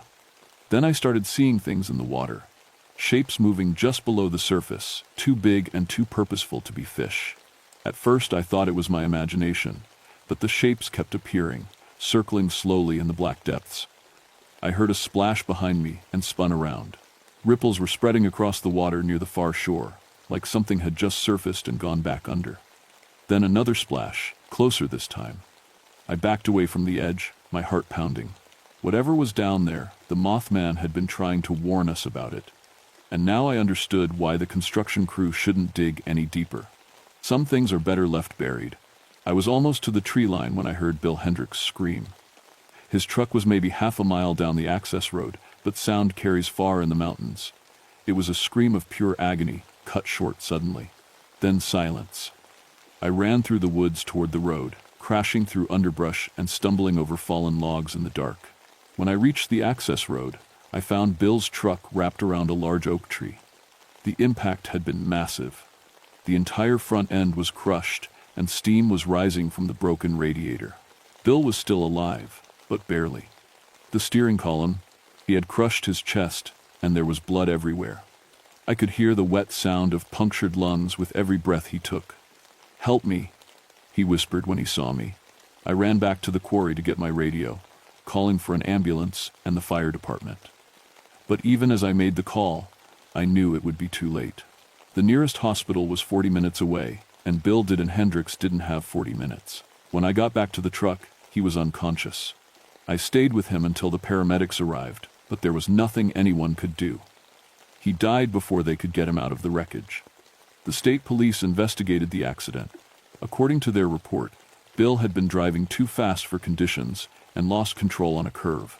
The road was dry, his truck was in good condition, and there were no skid marks to suggest he'd tried to brake. But I knew better. The Mothman had warned him that death was waiting, and somehow that warning had become a prophecy. Bill Hendricks had been marked for death the moment he decided to dig in that quarry. After the funeral, I tried to convince myself it was just a coincidence. A tragic accident that had nothing to do with the creature I'd been tracking. But deep down, I knew the truth. The Mothman could see the future, and the future it saw was filled with death. I started having nightmares about bridges. November came with a cold snap that felt more like January. The temperature dropped 30 degrees in 2 days, and ice started forming on the river. I'd never seen the Ohio freeze that early in the season. The Mothman sightings increased. Almost every night, someone reported seeing the creature near Point Pleasant. It appeared at the Silver Bridge twice, perched on the towers like some nightmare gargoyle. Each time, traffic backed up for miles as drivers slowed down to stare. The mayor held a town meeting to address the hysteria. He brought in a professor from West Virginia, the university, who explained that large birds sometimes became disoriented during migration, and that group psychology could turn a simple misidentification into mass delusion. I attended that meeting but didn't speak up. What could I say?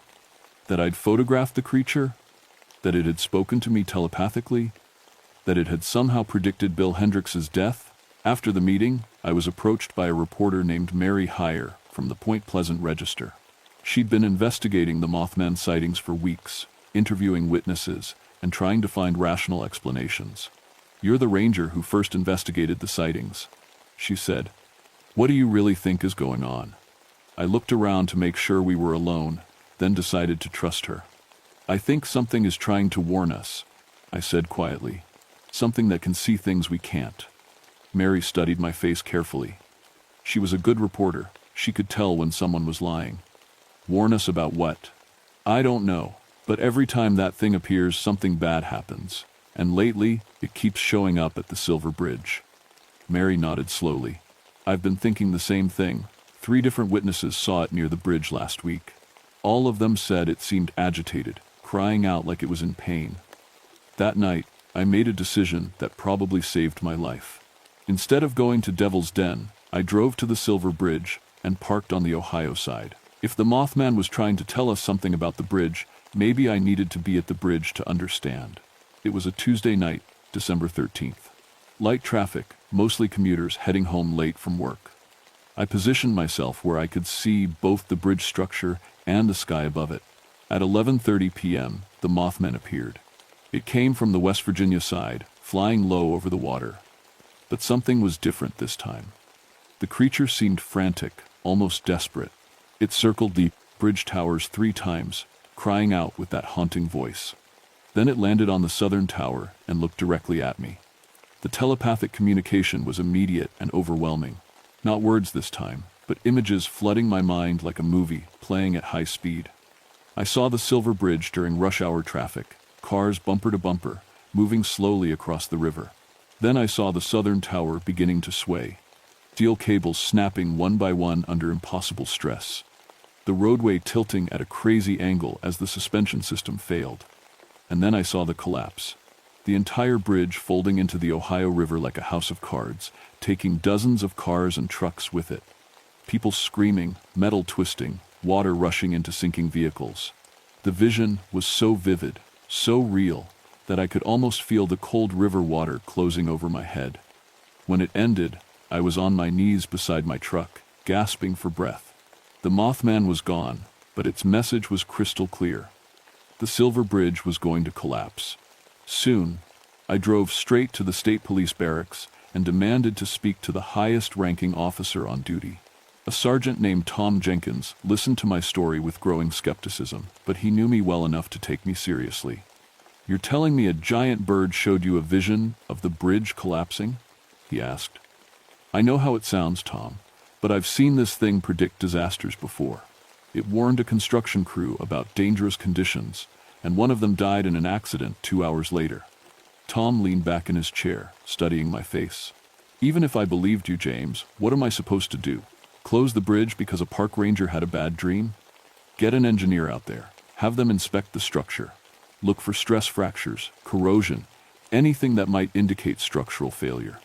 Tom promised to pass along my concerns to the highway department, but I could tell he thought I was having some kind of breakdown.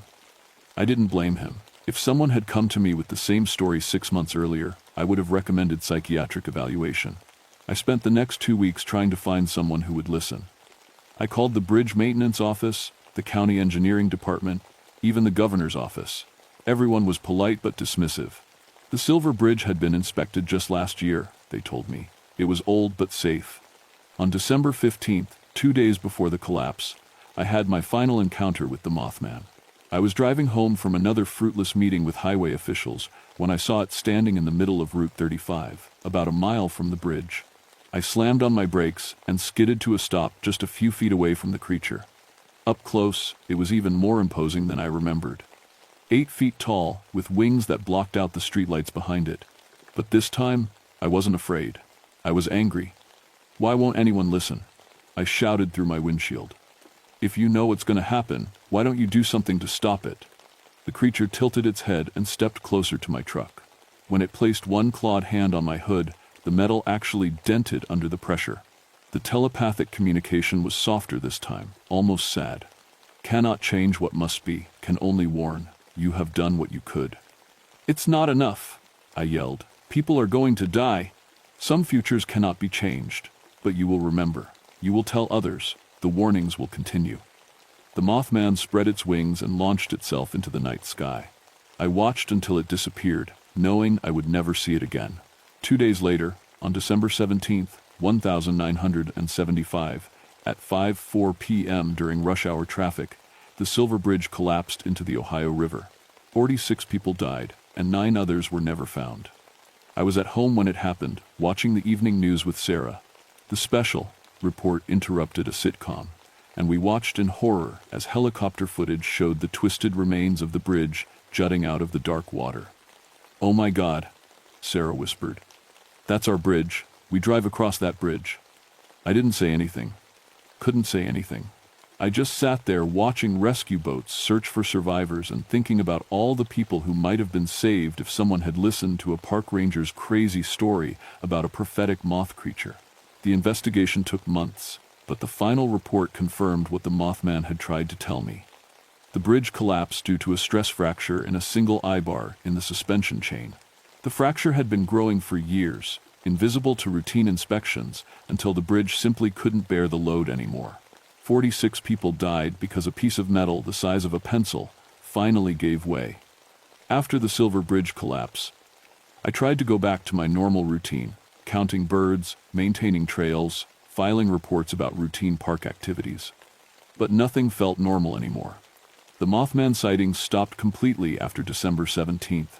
No more red eyes in the darkness. No more haunting cries echoing through the gorge.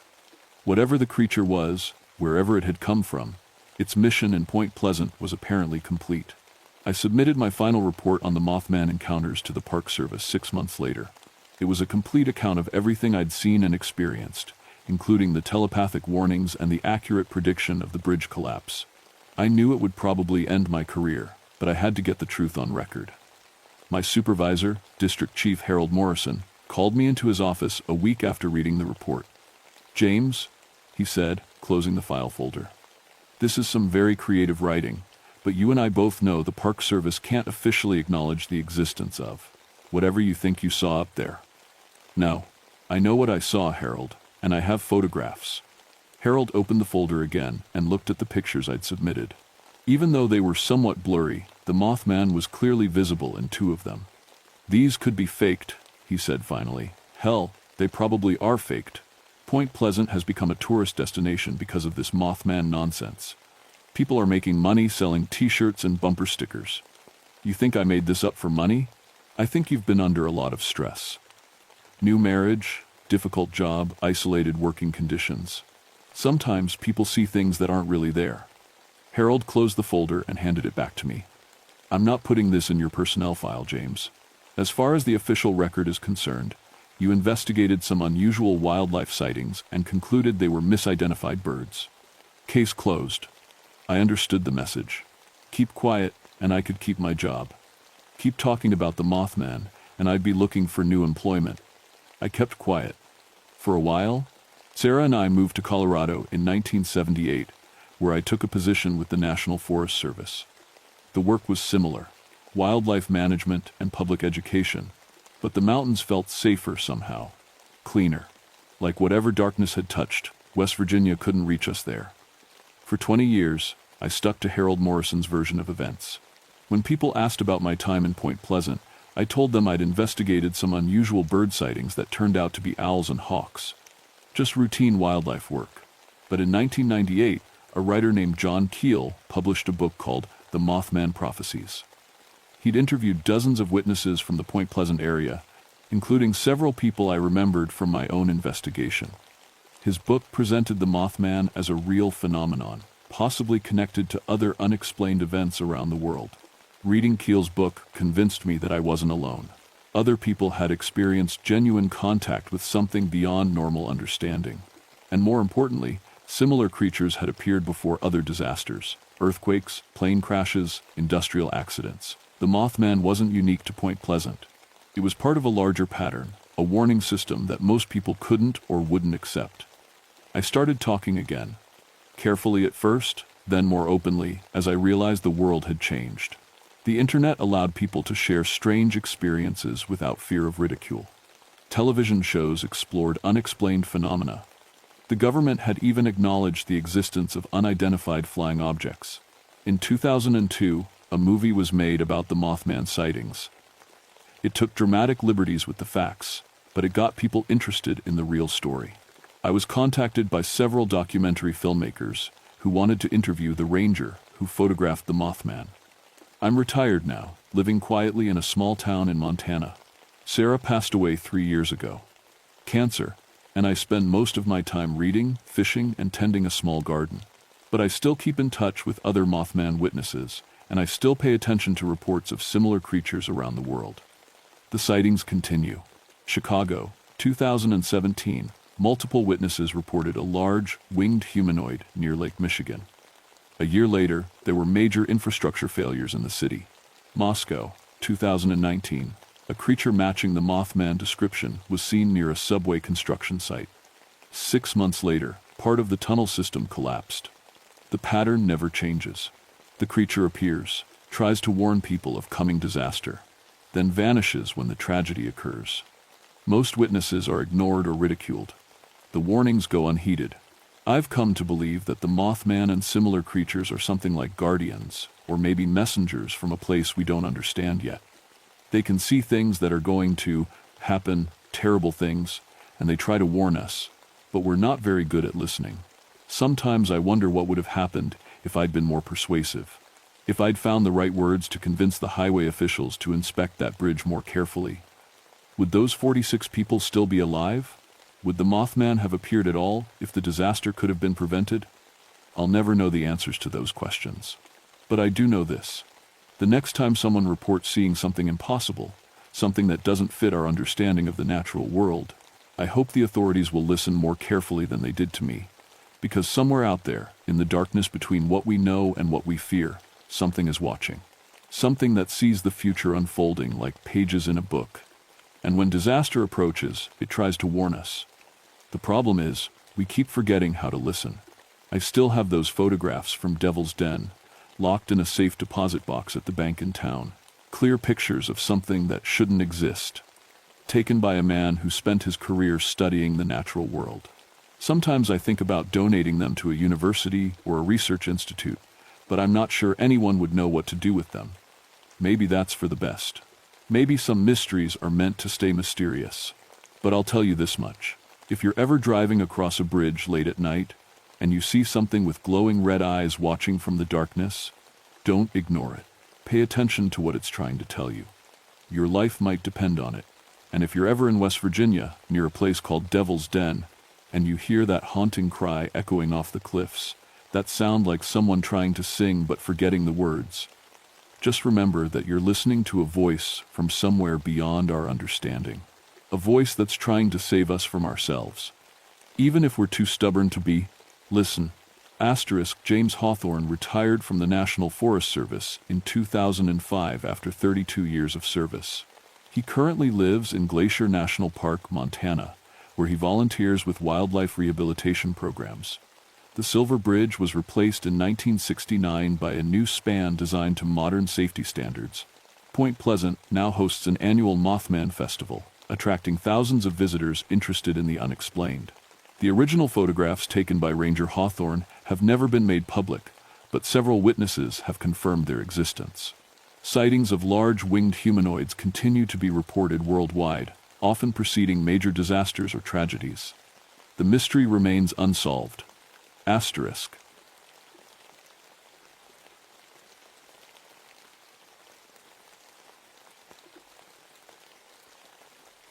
My name is Maria Flintridge, and I've been a park ranger for 16 years. Before that, I was a police detective in Louisville for 8 years. I thought I'd seen everything bad that people could do to each other. I was wrong. It was July 1987 inches, the Daniel Boone National Forest, Kentucky. The summer was brutal that year. No rain for 6 weeks, and temperatures hitting 95 degrees every day. The trees looked sick, their leaves turning brown at the edges. Even the animals were acting strange, coming down from the mountains looking for water that wasn't there. I work in a section called Copperhead Hollow, about 30 miles from the nearest town. It's a narrow valley between 2 ridges, maybe 2 miles long and half a mile wide at its widest point. The Cherokee used to live here before they got forced out in the 1832. Local folks say the ground has copper in it, which is how the hollow got its name. They also say it's cursed, but I never believed in that kind of thing. My radio crackled that Tuesday morning around 7 a.m. Ranger Flintridge, we got a report of illegal hunting in your area. 2 men called from Johnson's General Store, said something was stalking them while they were. You know? I knew. Poachers. What kind of something? Dispatch. They wouldn't say much. Just kept talking about animals that weren't acting right. Sounded pretty shook up. I grabbed my gear and headed out in my truck. The hollow has only one dirt road that goes about a mile in before it turns into hiking trails. The air was thick and still, like breathing through wet cotton. No birds singing, which was odd for that time of morning. I found their campsite easily enough. These guys weren't trying to hide. Empty beer cans, cigarette butts, and a fire pit still warm. But what caught my attention were the tracks around their camp. Lots of different animals had been there. Bear, deer, maybe a mountain lion, and something else I couldn't identify. The weird thing was how the tracks were arranged. They formed a perfect circle around where the men had been sleeping, not scattered like animals would normally leave them, but deliberate, like they'd been watching. I followed their trail deeper into the hollow. The men had run out fast, I could tell by their footprints. Long strides, deep heel marks, they'd been scared. About half a mile from their camp, I found the first dead deer. It was a young buck, maybe 2 years old. But it hadn't been killed by a predator. Someone had cut it open very carefully, taking only specific parts. The heart was missing. So were the eyes and tongue. My grandmother was Cherokee, and she used to tell me stories about the old ways. This looked like something from those stories, ritual killing. But skinwalker legends were Navajo, from out west. This was Kentucky. Different tribes, different traditions. I took photos and made notes, but I was starting to feel uneasy. The air seemed to be getting heavier, and I kept getting the feeling that something was watching me. Every time I turned around, there was nothing there. The second deer was worse. This one had been completely skinned, but the hide was nowhere around. The body was arranged in an unnatural position, almost like it was sleeping. Fresh flies buzzed around it, but they seemed sluggish in the heat. That's when I heard it. A sound I'd never heard before in 16 years of working these woods. It started low, like a growling dog, but then it changed. Got higher, almost like singing. Human singing. I drew my service weapon, a .357 revolver that had never let me down. Park Service, show yourself. The singing stopped. The woods went completely quiet. Even the flies stopped buzzing. I waited for what felt like an hour, but was probably only 5 minutes. When nothing happened, I decided to head back to my truck. But as I walked, I could hear footsteps behind me, matching my pace exactly. When I stopped, they stopped. When I started walking, they started too. I spun around 3 times, gun ready, but saw nothing. Just trees and shadows and the sick-looking grass. Back at my truck, I radioed for backup, but the response was full of static. These radios didn't work well in the hollow on good days, and today wasn't a good day. I'd have to drive back to the main road to get a clear signal. As I started the engine, something moved in my rearview mirror. A large black shape, there for just a second, before it disappeared behind a tree. Could have been a bear, but it moved wrong. Too fluid, too purposeful. I drove out of the hollow faster than I should have on that rough road. At the ranger station, I filed my report and called the county sheriff's office. They said they'd send someone out the next day to investigate the poaching. That night, I couldn't sleep. I kept thinking about those tracks arranged in a perfect circle and the way the dead animals had been positioned. My grandmother's voice echoed in my head, telling stories about shapeshifters and creatures that could take any form they wanted. Just stories, I told myself. Cherokee folklore mixed up with Navajo legends. But deep down, I knew I was lying to myself. Something was wrong in Copperhead Hollow. Something that had been there long before the Cherokee. Maybe even before the first people came to these mountains. I just didn't know how wrong things were about to get. The next morning, Deputy Sheriff Tom Briggs met me at the entrance to the hollow. Tom was a good man. We'd worked together before on hunting violations and drug cases. He was also smart enough to take my reports seriously, even when they sounded strange. "So, what do you think we're dealing with here, Maria?" he asked as we drove in. "Some kind of cult thing? Maybe. Or someone trying to make it look like cult activity to throw us off." I wanted to believe my own words, but something in my gut said this was different. We reached the first deer carcass around 9 a.m. Tom took one look and whistled low. 16 years on the force, and I've never seen anything like this. You sure this wasn't done by an animal? Look at the cuts, Tom. Those are knife wounds, clean and precise. And see how the heart was removed? That takes knowledge of anatomy. Tom knelt down next to the body, careful not to disturb any evidence. Whoever did this knew exactly what they were doing. Question is, why take specific parts and leave the rest? We photographed everything and moved on to the second deer. Tom's face went pale when he saw it. Jesus Maria, who skins an animal and then poses it like that? Someone who wants to send a message. We spent the morning collecting evidence and following the poacher's trail. Around noon, we found their truck abandoned about 2 miles deeper in the hollow than I'd been the day before. The doors were open, keys still in the ignition. They left in a hurry, Tom said, looking at the scattered gear in the truck bed. Camping equipment, hunting rifles, cooler full of beer. Nobody leaves this much stuff behind unless they're running for their lives. I checked the truck's interior. No blood, no signs of violence. But on the driver's seat, I found something that made my skin crawl. A single black feather, about 6 inches long. Raven feather, but bigger than any raven I'd ever seen. Tom, look at this. He examined the feather with his flashlight. That's huge. You ever see a raven that size around here? No. And ravens don't usually fly this deep into the hollow. They stick to the ridges. That's when we heard the screaming. It came from deeper in the woods, maybe half a mile away. High-pitched, terrified, definitely human. We both ran toward the sound, crashing through the underbrush with our weapons drawn. The screaming stopped before we got there. We found him in a small clearing surrounded by old-growth trees. Billy Hackett, one of the poachers from yesterday. He was alive, but barely. His clothes were torn to shreds, and he had claw marks across his back and arms. But the worst part was his face, pure terror, like he'd seen something that had broken his mind. Billy, can you hear me? I knelt beside him while Tom called for an ambulance on his radio. Billy's eyes focused on me with effort. It wasn't an animal, he whispered. It talked to me. In Jimmy's voice. Who's Jimmy? My hunting partner. But Jimmy's been dead since yesterday. Tom finished his radio call and came over. Ambulance is 20 minutes out. What happened to him? I was about to answer when Billy grabbed my arm with surprising strength. It knew things, he said. Personal things. About my wife, my kids, things only Jimmy would know. Billy, where's Jimmy now? Billy's eyes rolled back. It ate him. Then it became him. It's still out there, wearing Jimmy's face. He passed out after that. Tom and I waited with him until the paramedics arrived, constantly watching the tree line. The woods were completely silent. No birds, no insects, no wind. Like the whole forest was holding its breath. After they loaded Billy into the ambulance, Tom and I searched the area for Jimmy.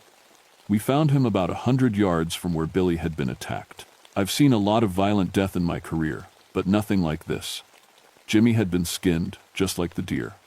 But unlike the deer, his skin was nowhere to be found. His body was arranged in the same sleeping position as the second deer, arms folded peacefully across his chest. What kind of sick bastard does this?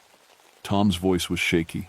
I was about to answer when I heard it again, that strange singing from yesterday, coming from all around us, like the trees themselves were making the sound.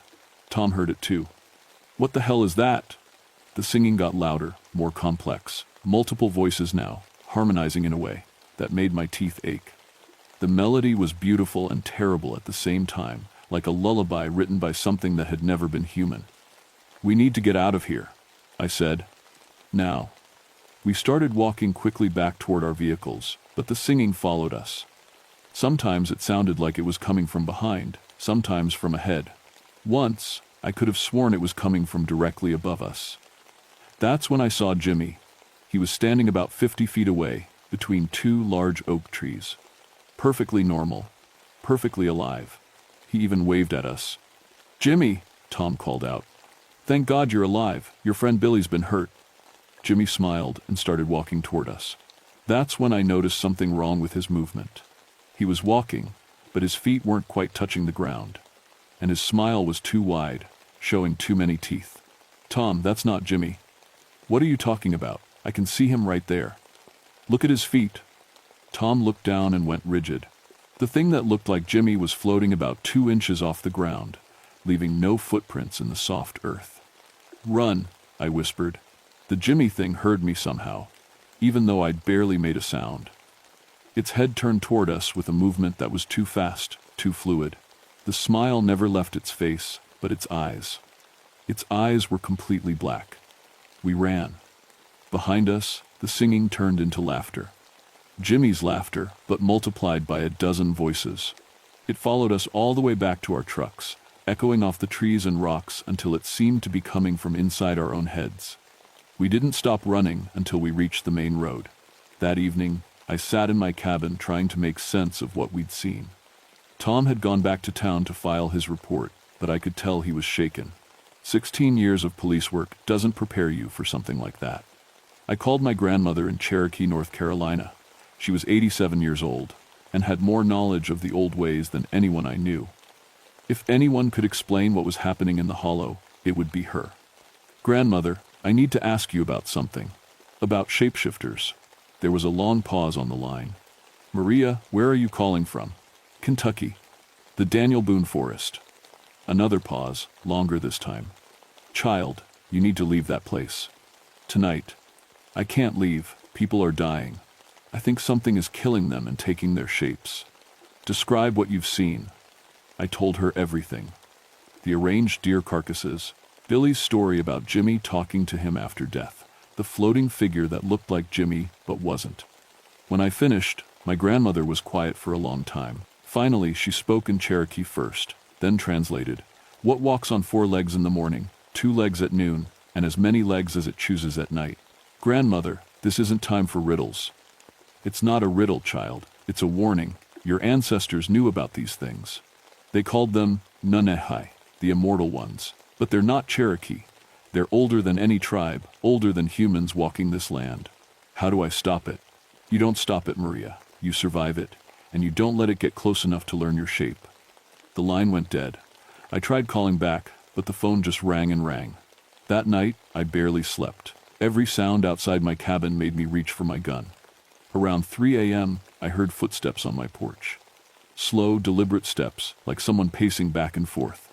I grabbed my revolver and flashlight, then carefully looked out the window. There was nothing there, but the footsteps continued. They seemed to be coming from directly above me, like someone was walking on my roof. The footsteps stopped right over my bed.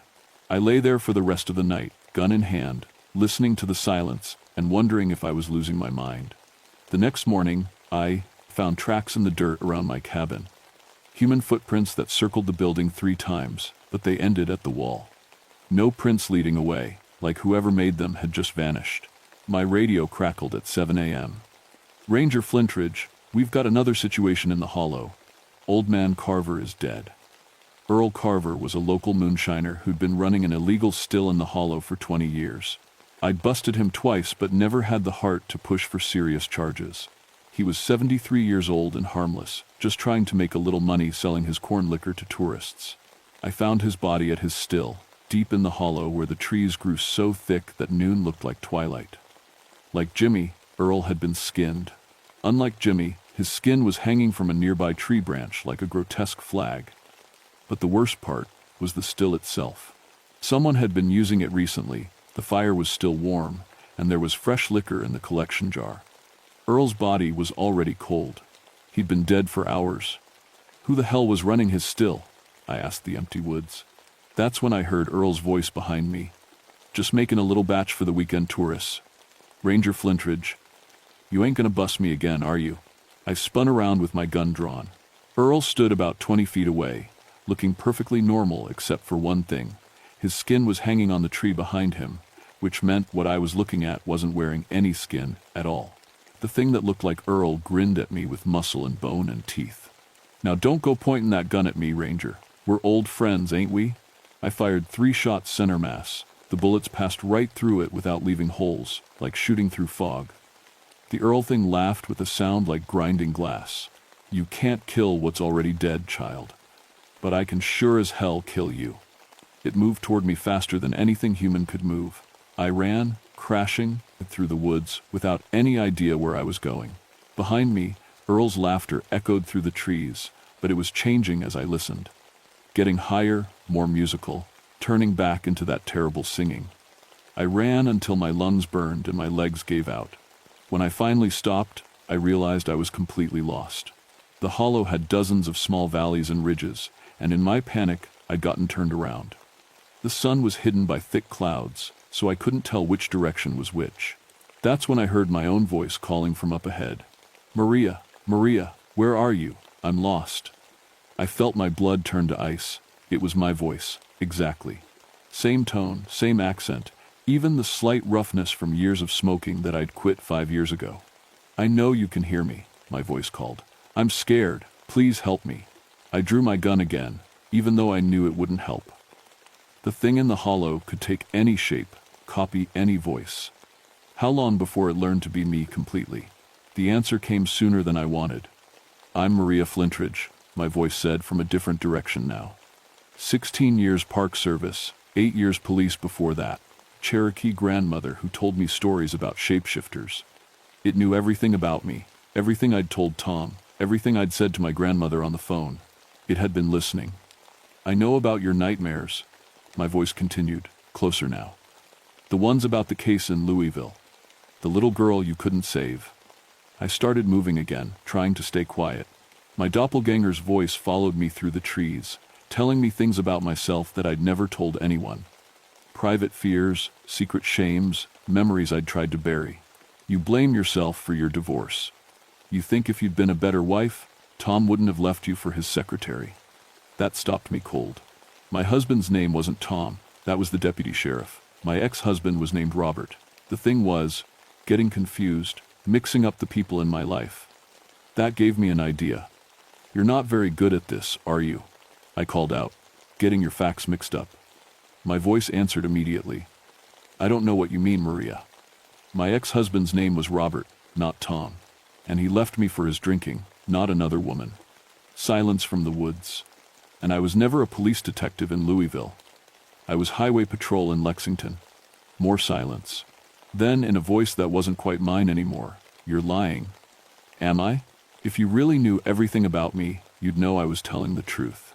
The voice changed again, becoming something between my voice and Earl's and Jimmy's. "It doesn't matter.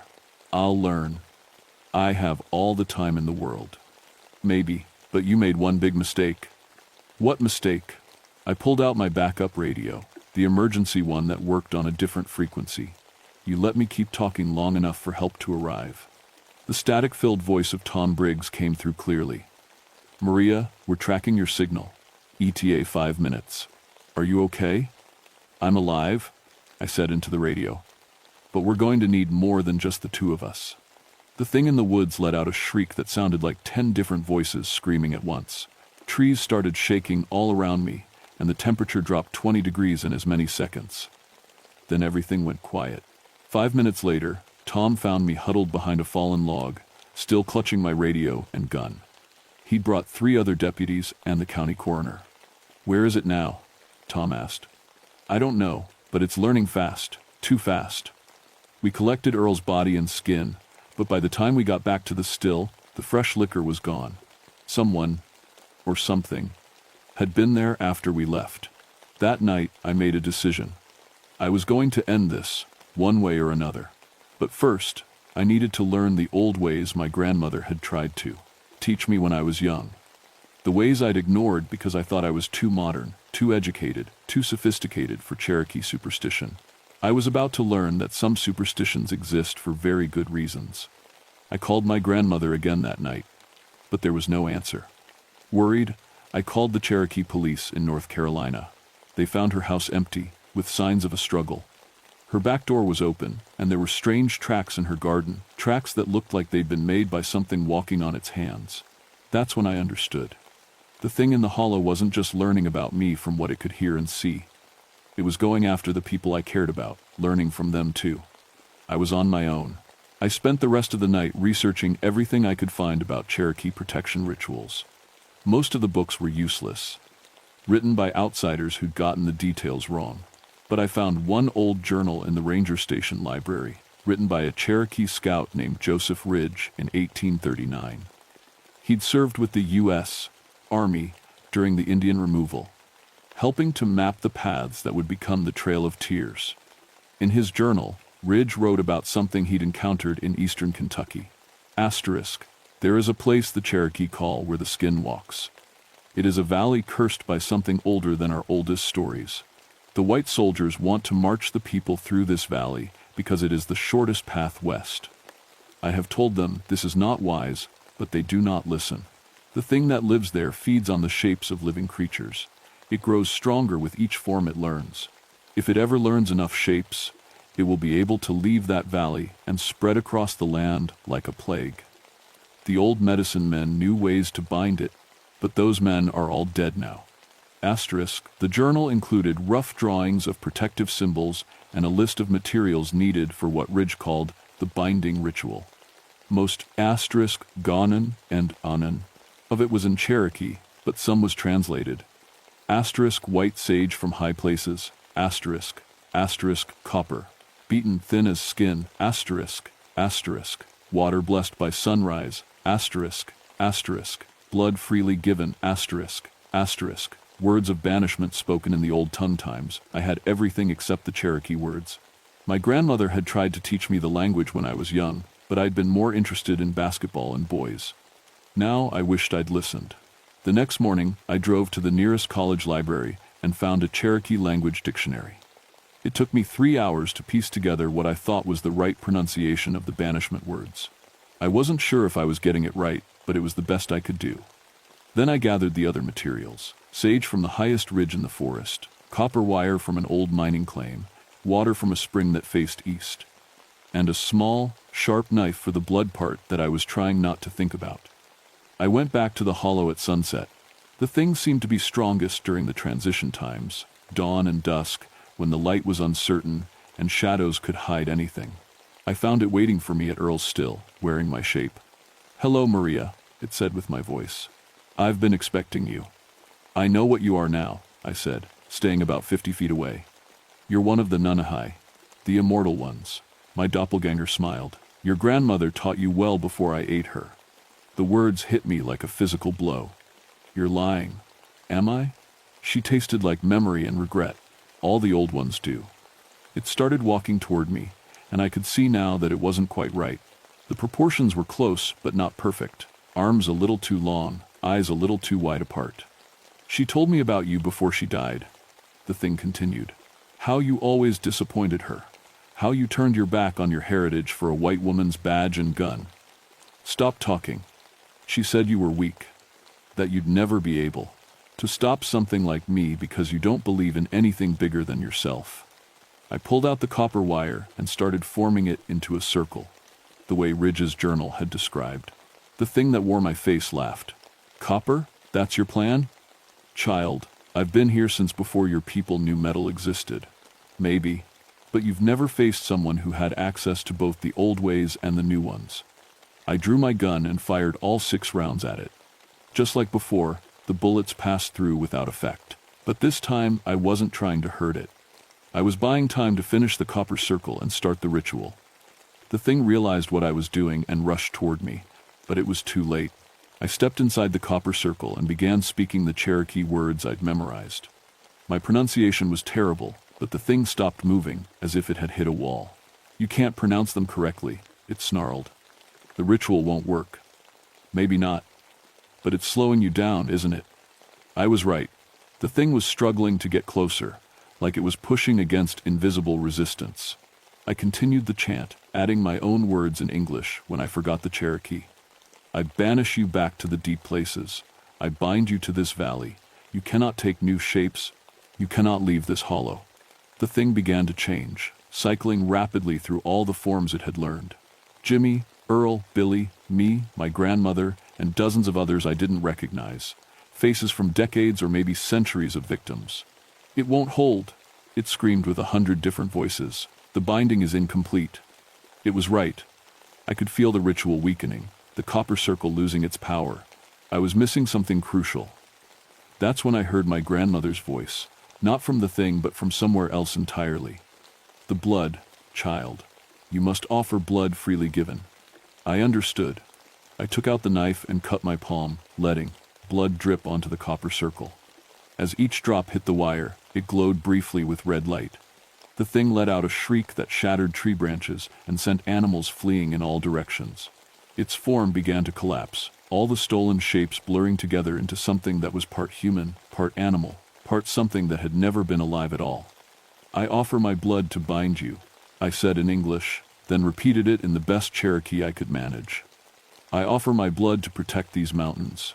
I offer my blood to guard the shapes of the living from your hunger. The thing was smaller now, more contained. But it wasn't gone. You cannot kill me, it whispered. I am immortal. I will wait. I will learn patience. And someday, your blood will weaken, and I will be free again. I know, I said. But that's a problem for another generation. I completed the ritual by burying the copper circle at the center of the clearing, speaking the final words of banishment.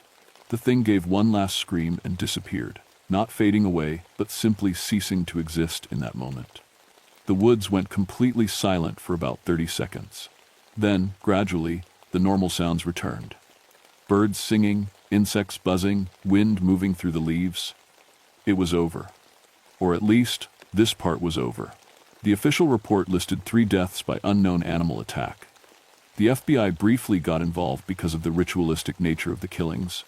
But when no more deaths occurred, they moved on to other cases. Tom Briggs never talked about what we'd seen in the hollow, and I didn't blame him. Billy Hackett recovered from his physical injuries, but he never went hunting again. He moved to Florida 6 months later and wouldn't talk about what happened, even to his family. My grandmother's body was never found. The Cherokee police filed a missing person report, but after 6 months with no leads, the case went cold. I drove down to North Carolina once to look through her house. All her books about the old ways were gone, along with her medicine bag and the silver cross she'd worn every day for 60 years. I know she's dead. The thing in the hollow told me it had consumed her, and I believe it. But sometimes, when I'm walking alone in the forest, I hear her voice on the wind, giving me advice or warning me about dangers I can't see yet. I stayed in the Daniel Boone Forest for 3 more years, watching over Copperhead Hollow. The copper circle held. No more strange deaths, no more animals acting like humans, no more singing in languages that predated human speech. But I could feel it down there, waiting, testing the boundaries of its prison, looking for weaknesses in the binding. The ritual I'd performed wasn't permanent. It was more like a lock that would eventually rust away. In 1990, I transferred to a different forest in Virginia. I told my supervisor I wanted a change of scenery, but the truth was, I couldn't stand being the only thing standing between that creature and the rest of the world. I was getting older, and the responsibility was eating me alive. Before I left, I buried a detailed account of everything that had happened in the hollow.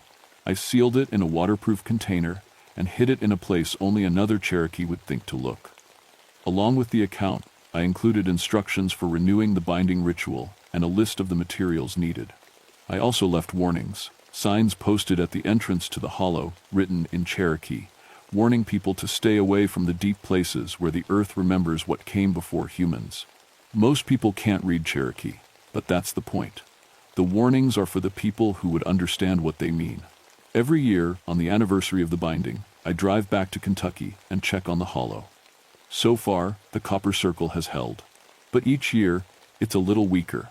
The metal is corroding, and the Cherokee words, I spoke, are fading from whatever spiritual realm they inhabit. I've been training my nephew, Joseph, in the old ways. He's more receptive than I was at his age, more willing to believe that the world contains things that can't be explained by science or law enforcement. When I'm too old to make the annual trip, he'll take over the watch. But I worry about what will happen when there's no one left who remembers the binding ritual, no one who believes strongly enough in the old ways to renew it when the time comes. The thing in Copperhead Hollow isn't the only one of its kind. My grandmother hinted at others, scattered across the country in places where the land itself remembers older truths. Most of them are probably bound the same way, held in check by rituals performed by people whose names have been forgotten by history. How many of those rituals are still holding? How many guardians are left who remember their responsibility? I think about that sometimes. When I can't sleep, I think about what would happen if all the old bindings failed at once, if all the immortal things that hunger for human shapes were suddenly free to spread across the modern world. We live in a time when most people don't believe in anything they can't see or measure. We've forgotten that there are good reasons for some of our ancestors' fears, practical purposes behind what we now call superstition. The Cherokee knew about the things that walk between shapes. They had words for them, rituals to contain them, stories to warn their children. But those words and rituals and stories are dying out, forgotten by people who think they're too educated to believe in monsters. That's the real horror of what I experienced in Copperhead Hollow. Not the creature itself, but the knowledge that it's still down there, waiting for us to forget how to keep it bound. And we are forgetting. Every year, there are fewer people who remember the old ways, fewer who believe strongly enough to maintain the ancient barriers between our world and the things that hunger for it. Someday, someone will go camping in Copperhead Hollow without reading the Cherokee warnings. They'll disturb the copper circle, maybe just by accident. And when they do, the thing that wears the shapes of the dead will be free to learn new forms, to spread beyond the valley that has contained it for so long. I used to think my job was protecting the forest from people. Now I know the truth. I was protecting people from the forest, from things far older and more dangerous than any human threat. That's a responsibility I'll carry until the day I die. And after that, I just hope someone else will be strong enough to carry it forward. Because the alternative doesn't bear thinking about. The mountains remember everything, even the things we wish they'd forget.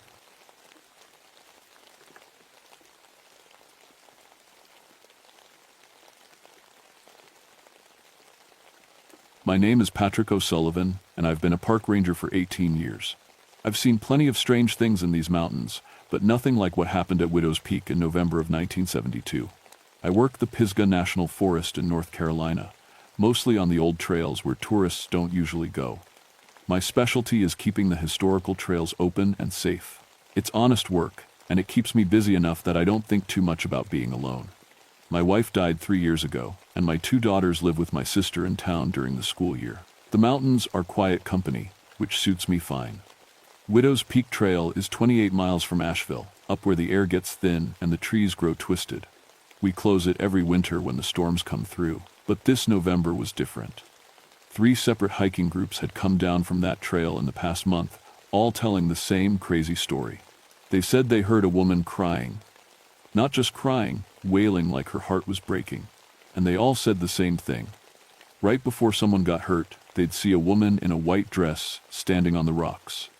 She'd point and scream like she was trying to warn them about something. The first group was from Georgia, college kids on a weekend trip. One of them, a boy named Tommy, said he saw her clear as day right before his friend slipped and broke his ankle on the loose rocks. She was pointing right at the spot where Jake fell. He told me, his hands shaking as he drank coffee at the ranger station. She was trying to tell us something was wrong. The second group was a family from Tennessee. The father, a big man who looked like he could handle himself, came down white as a sheet. His wife had twisted her knee badly after they heard the crying. My grandfather was from Ireland, he told me quietly. He used to tell stories about banshees, things that warn you when death is coming, but this is America. That stuff isn't supposed to happen here. The third group never made it past the first mile. They heard the wailing and turned right around. Smart choice, maybe. I'd been walking these mountains since I was a boy. My own great-grandfather came over from County Cork back in 1847, settled up in these hills because they reminded him of home. He used to tell stories, too, about spirits that looked after families, warned them when trouble was coming.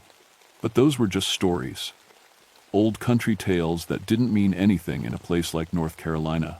At least, that's what I told myself. The problem was, people were getting hurt. Not killed, not yet, but hurt bad enough that we had to send rescue teams up 3 times in 1 month. That's not normal for Widow's Peak, even during busy season. And it was November, barely anyone should have been up there at all. My supervisor, Bill Henderson, was getting pressure from the main office. You need to go up there and figure out what's causing these accidents, he told me over coffee and his wife's terrible donuts. Maybe there's loose rock, or the trail markers are wrong. Something that makes sense. Bill was a good man, but he'd only been working these mountains for 5 years. He didn't understand that some things in the hills don't make sense, don't fit into neat reports you can file away in a cabinet. But I had a job to do, and people were getting hurt. So on a gray Tuesday morning, with storm clouds building up over the peaks, I loaded my truck with enough supplies for 3 days and headed up to Widow's Peak. The trail starts easy, winding through pine and oak trees that still had some of their fall colors. But as you climb higher, the trees get smaller and the rocks get bigger. The air tastes different up there. Thinner, colder, like it's been touched by something that doesn't belong in the regular world. Widow's Peak got its name from Sarah McKinnon, a young Irish woman whose husband died at Poston, Gettysburg in 1863. The story goes that she climbed up to the highest point and threw herself off the cliff, couldn't bear to live without him. The local Cherokee said the place was cursed after that her spirit was angry and couldn't rest. I'd always figured it was just a sad story, the kind every mountain has. People die, other people make up ghost stories to explain why bad things happen. It's human nature. But as I hiked up that gray morning, with the wind picking up and the smell of snow in the air, I started to understand why those college kids had been so shaken up. There was something wrong with the quiet up there. Not the good kind of quiet you get in the deep woods, but the kind that makes you look over your shoulder every few steps. The first mile went fine. The trail was in good shape, markers were clear, no obvious hazards. But as I got closer to the spot where the accidents had happened, the feeling got stronger. Like I was being watched by something that didn't want me there. I told myself it was just nerves. 18 years in these mountains, and I'd never let a few ghost stories spook me. Whatever was causing these accidents, it was something real. Loose rocks, bad weather, maybe even a bear that was scaring people into careless mistakes. But when I reached the first turn where you can see the peak itself, I heard it. A sound like wind through the trees, but wrong.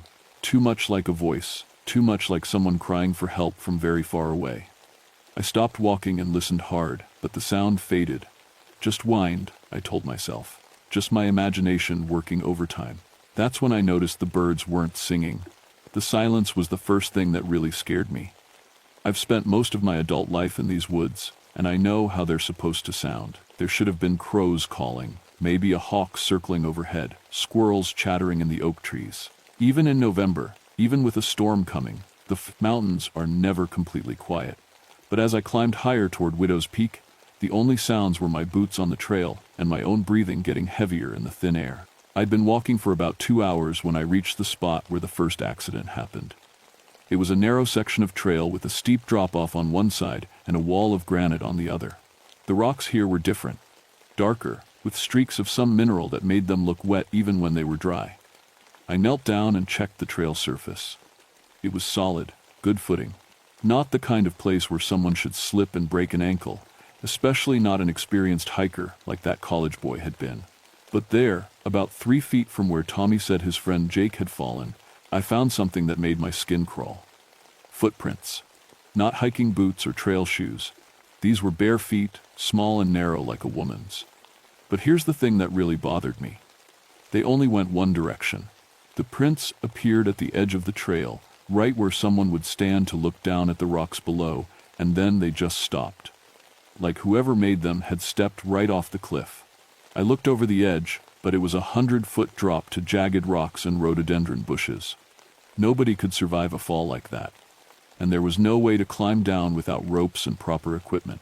The wind picked up while I was examining the prints, and for just a second, I could have sworn I heard something that sounded like a woman's voice. Not words, exactly, but the kind of sound someone makes when they're trying to call out but can't catch their breath. I stood up quick and looked around, but I was alone on the trail. Just granite cliffs and pine trees and the gray sky getting darker by the minute. That's when I saw her. She was standing about 50 yards up the trail, right at the bend where the path curves around a big boulder. At first, I thought she was just another hiker, someone who'd gotten an early start and was heading down while I was heading up. But something about the way she stood there wasn't right. She was too still, like a statue someone had placed on the trail, and her clothes were wrong for hiking. What looked like a long white dress that moved in the wind, even though there wasn't much of a breeze. "Hello," I called out, my voice echoing off the rocks. "You okay up there?" She turned toward me, and even from that distance, I could see her face clearly. It was the face of a young woman, maybe 25 or 30, with dark hair that hung loose around her shoulders. But her expression was all wrong, sad and desperate, like she was trying to tell me something important but couldn't find the words. She raised one arm and pointed back the way I'd come, down toward the parking area. Then she opened her mouth, and the sound that came out wasn't human. It was the wailing I'd heard before, but louder now, clearer. It started low, like wind in a cave, then rose higher and higher until it sounded like a scream of pure grief. The kind of sound you might make if you'd lost everything in the world that mattered to you. I felt the hair on the back of my neck stand up, and my hands started shaking. Every instinct I had was telling me to turn around and get off that mountain as fast as I could. But I'm a park ranger. It's my job to help people in trouble, even if they're acting strange or might be having some kind of mental breakdown. So I started walking toward her, moving slow and keeping my hands where she could see them. "It's okay," I called out. "I'm here to help. Are you hurt? Are you lost?" The wailing stopped as suddenly as it had started. She looked at me for a long moment, and I could see that her eyes were dark and deep and full of something that might have been pity. Then she stepped backward, around the boulder, and disappeared. I ran the rest of the way to where she'd been standing, my heart pounding so hard I could hear it in my ears. But when I got there, the trail was empty. No sign that anyone had been there at all, except for more footprints. The same small, bare feet I'd seen before. They led from where she'd been standing to the edge of the cliff, and then they stopped. Just like before. I got down on my hands and knees and looked over the edge, thinking maybe she'd found some way to climb down. But there was nothing.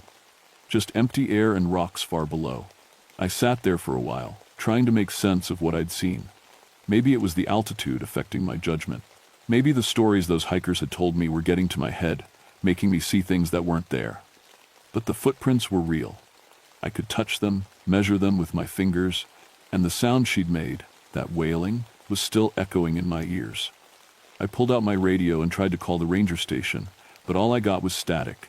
The mountains interfere with radio signals sometimes, especially when there's a storm coming, and looking at the sky, I could tell we were going to get hit hard before the day was over. I had two choices: turn around and head back down, or keep going up to the peak and finish the job I'd come to do. If I went back now, Bill would want to know what I'd found.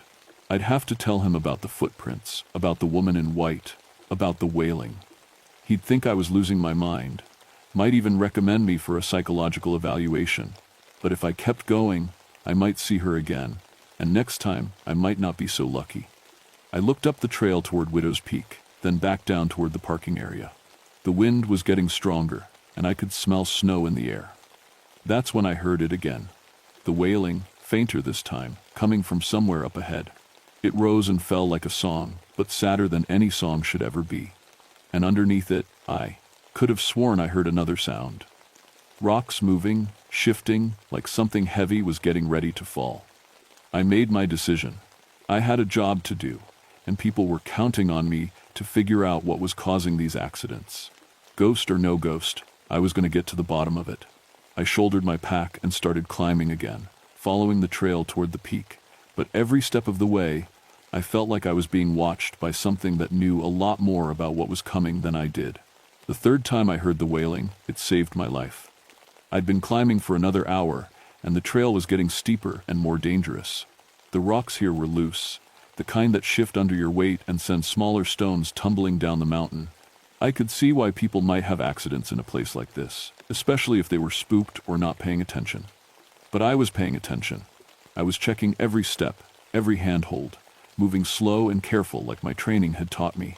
So when the wailing started up again, coming from somewhere just ahead, I stopped where I was and listened. It was different this time. More urgent, like whoever was making the sound was trying to warn me about something specific. And it was coming from right around the next bend in the trail, where a narrow ledge curved around a cliff face. I'd been about to step onto that ledge when the sound started. Instead, I crouched down and studied the trail ahead. At first, it looked solid enough, granite rock worn smooth by years of weather and foot traffic. But when I looked closer, I could see hairline cracks running through the stone, and some of the smaller rocks were sitting loose, like they weren't really connected to anything underneath. I picked up a fist-sized stone and threw it onto the ledge, about where I would have put my first step. The entire section collapsed. Probably 200 pounds of rock and dirt crashed down the mountainside, leaving a gap in the trail that would have dropped me straight down into a ravine filled with jagged granite. It would have been a 30-foot fall, maybe more. At best, I would have broken both legs. More likely, it would have killed me. My hands were shaking as I backed away from the edge.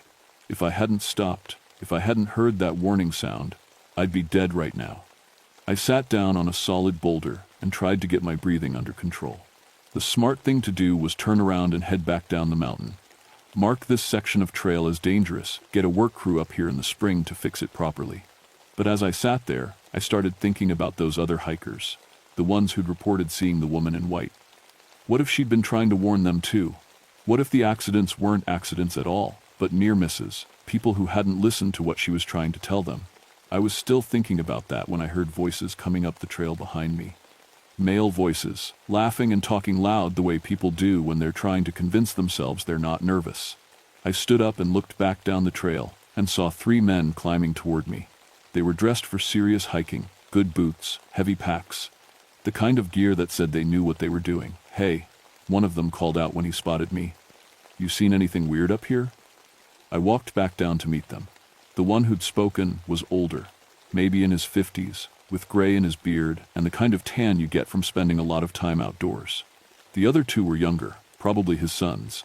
"I'm Patrick O'Sullivan, park ranger," I said, showing them my badge. "And yeah, you could say I've seen some weird things. What brings you guys up here so late in the season?" The older man, who introduced himself as Dave Mitchell from Tennessee, looked a little embarrassed. "My dad used to tell stories about this place. He said there was a ghost up here, some woman who died a long time ago. We thought we'd check it out before the trail closed for winter." "Ghost hunting," one of the younger men said with a grin. "Dad's been wanting to do this for years." I looked at the 3 of them. Good men, experienced hikers, but they had no idea what they were walking into. The trail ahead was dangerous, even without whatever supernatural thing was happening up here. And with the storm coming, they could get trapped on the mountain if the weather turned bad fast. "Listen," I said, "I need to tell you guys something. The trail ahead is washed out. Big section collapsed just a few minutes ago. It's not safe to go any further." Dave frowned and looked past me toward the peak. "How much further to the top?" "Maybe another mile, but we've come this far," he said. "There's got to be another way around." I was about to explain that there wasn't, that the only trail to the peak went through the section that had just collapsed when the wailing started again. This time, all 4 of us heard it clearly. It was coming from up ahead, somewhere near the peak, and it was louder than before. Sadder, too, like whoever was making the sound was in terrible pain. The 2 younger men went pale, but Dave Mitchell actually smiled. "There she is," he said quietly, "just like my dad described her." The wailing rose higher, became more urgent, and then it changed. Instead of the wordless crying I'd heard before, this time I could almost make out actual words. It sounded like "go back" and "danger" and something else I couldn't quite catch. "She's trying to warn us," I said mostly to myself. But Dave Mitchell was already shouldering his pack and heading up the trail. "Come on, boys," he called to his sons. "This is what we came for." "Wait," I called after them. "The trail's not safe." "We'll be careful," Dave called back. "We've been hiking for 30 years. I watched them disappear around the bend, heading toward the collapsed section of trail. I knew what was going to happen. They'd see the washout, maybe try to find a way around it, and end up getting themselves killed or stranded on the mountain. I couldn't let that happen. It was my job to keep people safe, even people who didn't want to listen to good advice. I grabbed my pack and followed them up the trail, moving as fast as I dared on the loose rocks. When I caught up, they were standing at the edge of the washout, looking down at the gap where the trail used to be. "Well, hell," Dave said. "That's a problem." His older son, a man who looked to be about 30, was studying the cliff face on the left side of the gap. "I think we can climb around," he said. "Looks like there's enough handholds." "Are you crazy?" his younger brother said. "That rock's all loose. You put your weight on it, the whole face could come down." I caught up to them just as the wailing started again, but this time it was different. Instead of coming from ahead of us, near the peak, it was coming from right there on the trail, close enough that we should have been able to see whoever was making the sound. But the trail was empty except for the four of us. "Where is that coming from?" the younger son asked, looking around nervously. That's when I saw her again. She was standing on the far side of the washout, on the section of trail that was still intact. The same young woman I'd seen before, wearing the same white dress that moved in the wind. But this time, she wasn't just pointing back down the mountain. She was pointing directly at the cliff face where Dave's older son was planning to climb, and her expression was terrified. The wailing got louder, more desperate, and I could hear that sound underneath it again, rocks shifting, getting ready to fall. But this time, it wasn't just a few loose stones. It sounded like the whole mountain was getting ready to come down. "We need to get out of here," I said, backing away from the cliff. "Right now." But Dave Mitchell was staring at the woman in white, his eyes wide with wonder. "Sarah McKinnon," he whispered. "It's really her." "Dad," his younger son said. "Dad, we should listen to the ranger." The woman, Sarah, if that's who she really was, opened her mouth and let out the most heartbreaking sound I've ever heard. It was grief and terror and warning all mixed together, and it was loud enough to echo off every cliff face for miles around. And that's when the mountain started to fall. The first rocks that came down were small, just pebbles and bits of granite that bounced off the trail and rolled into the ravine. But I could hear something bigger moving up above us, something that sounded like thunder rolling through the mountain itself. "Move," I shouted at the Mitchell family. "Get back down the trail." The younger son grabbed his father's arm and started pulling him away from the cliff face, but Dave was still staring at the woman in white. She was waving at us now, both arms moving frantically, her mouth open in that terrible wailing that seemed to cut right through the sound of falling rocks. "She's trying to save us," Dave said, his voice full of wonder.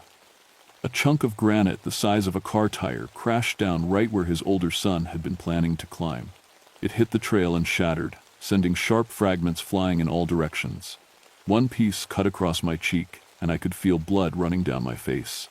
"She's trying to save us from what she knows is coming," I yelled, grabbing Dave by the shoulder and forcing him to look at me. "The whole mountainside is unstable. She's seen this before." That got through to him. His eyes focused, and he nodded. "Boys, we're leaving, now." But as we turned to head back down the trail, the woman, Sarah, let out another wail, this one different from the others. It wasn't just warning us about the rocks that were falling. It was warning us about something else, something worse. I looked back toward the peak, and what I saw made my blood turn cold. The entire top of Widow's Peak was moving. Not just rocks falling, the whole summit was sliding sideways, like someone had cut it loose from the mountain underneath. It was happening slow, but it was massive. Millions of tons of rock and dirt and trees, all starting to move at once, and it was heading straight for the trail we'd just climbed up. "Run," I screamed. We ran down that trail faster than any of us had ever moved in our lives. Behind us, the sound of the mountain coming apart got louder and louder. Not just rocks falling now, but whole sections of cliff face tearing away and crashing down into the valleys below. Dave Mitchell was keeping up pretty well for a man in his 50s, but his older son was falling behind. The kid was in good shape, but panic can make you clumsy, and the trail was steep and covered with loose stones knocked down by the rockfall. I could hear him breathing hard, could hear his boots sliding on the granite. That's when Sarah appeared again. This time she wasn't on the trail ahead of us or behind us. She was running alongside us, keeping pace even though her bare feet never seemed to touch the ground. Her white dress flowed around her like water, and her dark hair streamed out behind her in the wind. But she wasn't looking at the trail ahead.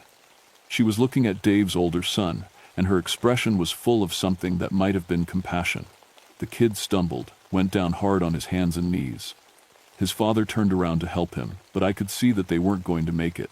The rock slide was moving faster now, and the sound of it was like the end of the world. Sarah stopped running and turned to face the mountain that was falling down around us. She spread her arms wide, and the wailing that came out of her wasn't grief anymore. It was defiance. It was a sound like a mother defending her children, like someone who'd lost everything once before and wasn't going to let it happen again. The wind picked up, sudden and strong, and for just a moment the air around us shimmered like heat waves rising off summer pavement. I felt something brush past me, something that might have been invisible hands pushing me forward, helping me keep my balance on the loose rocks. Dave's older son scrambled to his feet, moving faster now, like something was giving him strength he didn't know he had. His father grabbed his arm, and they both started running again, but they were moving easier now, like the trail itself was helping them find their footing. Behind us, the mountain was still coming down, but somehow the rocks weren't following us. They were falling to either side of the trail, crashing into the valleys on both sides but missing the narrow path we were running on. Like something was protecting us.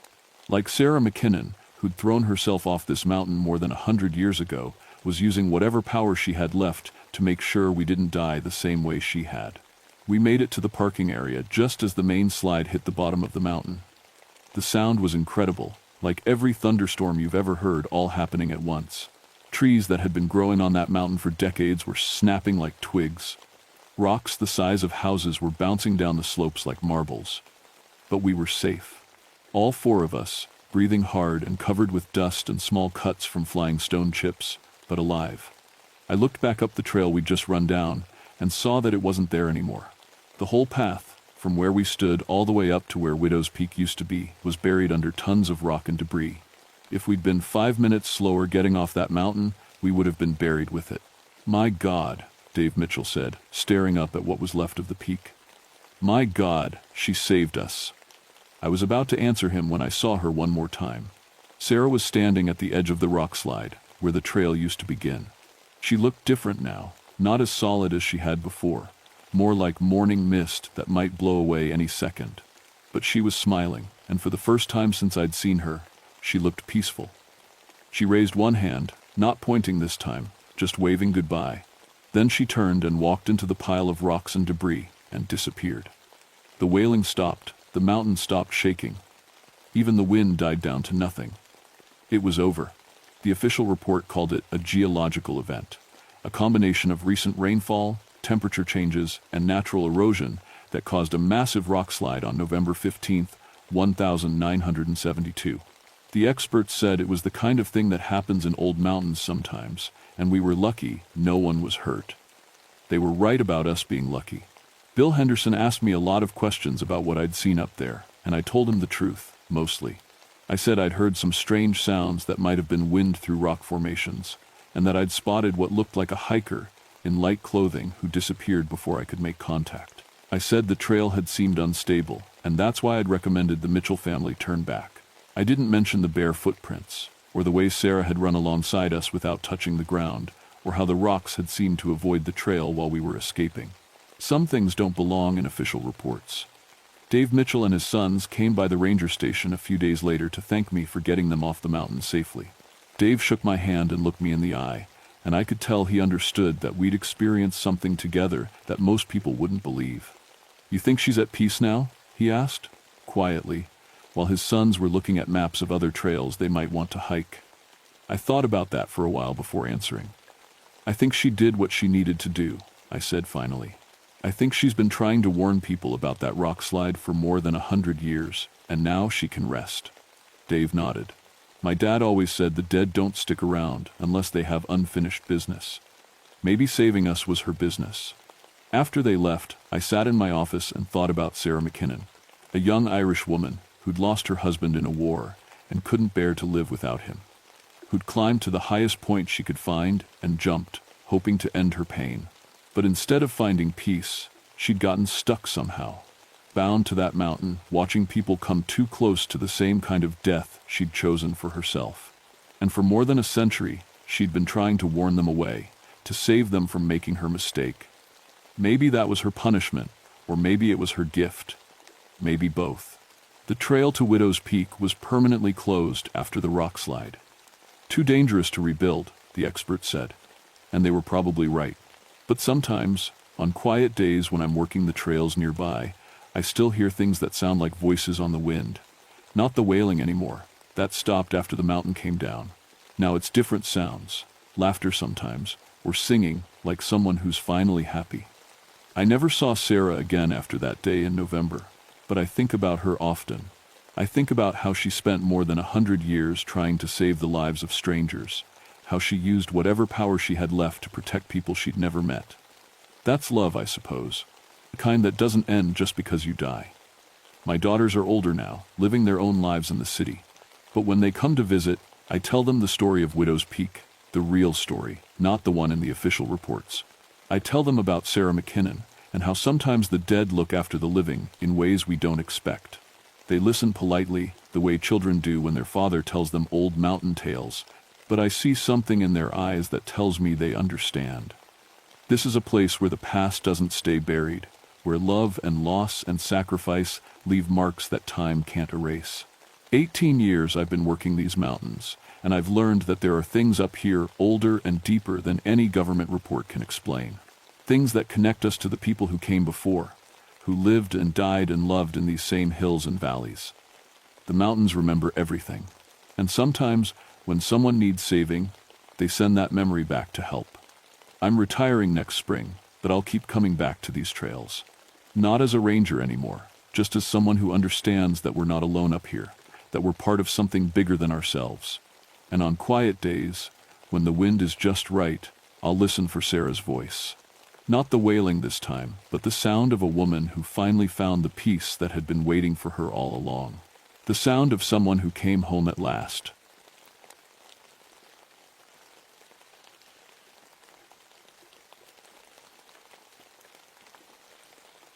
My name is Samuel Ironforge, and I've been a park ranger for 21 years. People think my job is about helping lost hikers and putting out campfires, but that's not the whole truth. The real work happens in places where cell phones don't work, and the nearest hospital is 2 days away on foot. I work the back country of the Great Smoky Mountains, mostly around Thunderhead Mountain. It's a 5,527-foot peak that sits 40 miles from the nearest town. When something goes wrong up there, I'm usually the only help coming. Before I became a ranger, I spent 8 years in the Marines. I learned to shoot straight, think clear, and not panic when things get bad. That training saved my life more times than I can count, especially when dealing with black bears and wild boar. But nothing in the Marines prepared me for what I found on Thunderhead Mountain in August of 1991. The mountain got its name from the storms that hit it almost every afternoon during summer. Lightning strikes the peak more than anywhere else in the park. The Cherokee people who lived here first had stories about thunder beings that lived in the high places. I always figured those were just old tales to explain the weather. My partner Jake used to laugh about the monster reports we'd get every few months. Hikers would swear they saw something that wasn't a bear, walking on 2 legs through the woods. "Sam," he'd say, "put a black bear in bad light and poor weather, and people's minds will turn it into King Kong." I believed him. After 2 decades of finding logical explanations for strange tracks and weird sounds, I thought I'd seen everything these mountains could throw at me. Bears standing up to get a better smell, elk making noise in the brush, wild boar tearing up campsites. Always something normal once you looked close enough. The weather had been rough that summer. More storms than usual, and stronger ones too. Lightning strikes started 3 forest fires in July alone. The old-timers in Gatlinburg said they'd never seen anything like it. I was finishing up my evening patrol on August 15th when the radio crackled to life. The voice was shaky, young, scared. "Ranger station, this is emergency. We need help on Thunderhead. Something attacked our camp. Please, we need help right now." I grabbed the radio. "This is Ranger Ironforge. What's your exact location?" We're about 2 miles up the Appalachian Trail from the Thunderhead summit, near that old rock slide. There's been, God, I don't know how to say this, something huge came out of the storm. It killed my friends." My blood went cold. "Are you injured? How many people with you?" "It's just me now. Mark and Sarah are. They're dead." This thing, it was like 10 feet tall, and when the lightning hit, the radio went quiet for a long moment. Then, "Please hurry, I think it's still out there." I was already loading my pack with medical supplies and emergency gear. The storm the kid mentioned had passed through around sunset, but there were more clouds building to the west. Weather Service said another big system would hit around midnight. "I'm on my way," I told him. "Stay where you are, make noise so I can find you, and keep talking to me every 10 minutes. The hike to that part of Thunderhead takes 3 hours in daylight. In the dark, with a heavy pack, it would take at least 4. I had my high-powered flashlight, my .45 service weapon, and a flare gun. Standard gear for a night rescue in bear country. But as I started up the trail, something felt different. The air was too still. No night birds singing. No insects buzzing. Even the wind had stopped. In 21 years of walking these mountains at night, I'd never heard them so quiet. I checked my radio every few minutes, but the kid had stopped responding after the first hour. That worried me, but radio dead zones were common this far up the mountain. I kept climbing, following the beam of my flashlight up the narrow trail. About halfway to the reported location, I started noticing things that didn't feel right, small things at first. Tree branches broken off at about 10 feet high, way too high for a bear to reach. Rocks that looked like they'd been thrown instead of naturally fallen.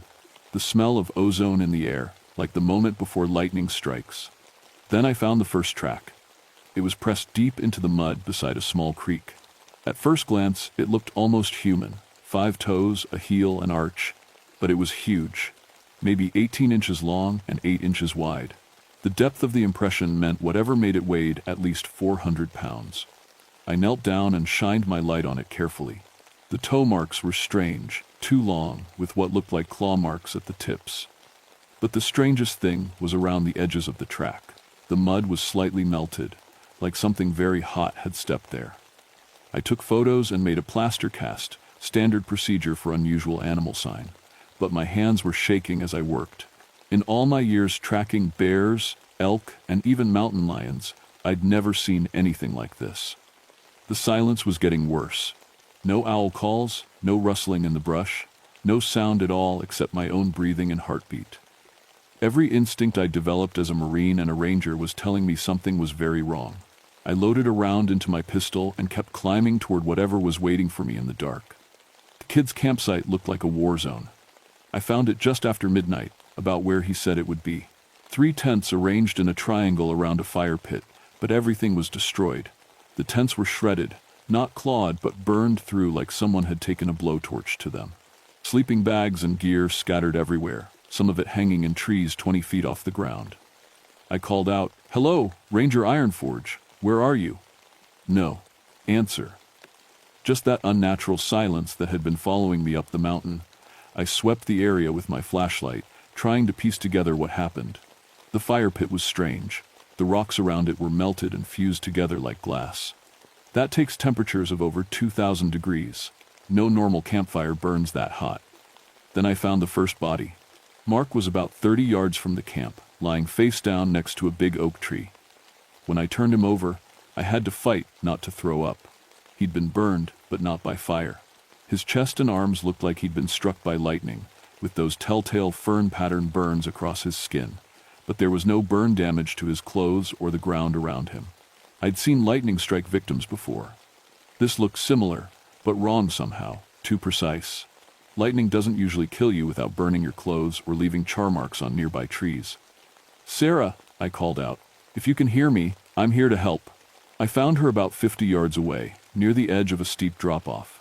Same type of burns as Mark, same impossible precision. Her camera was lying next to her, the expensive professional model.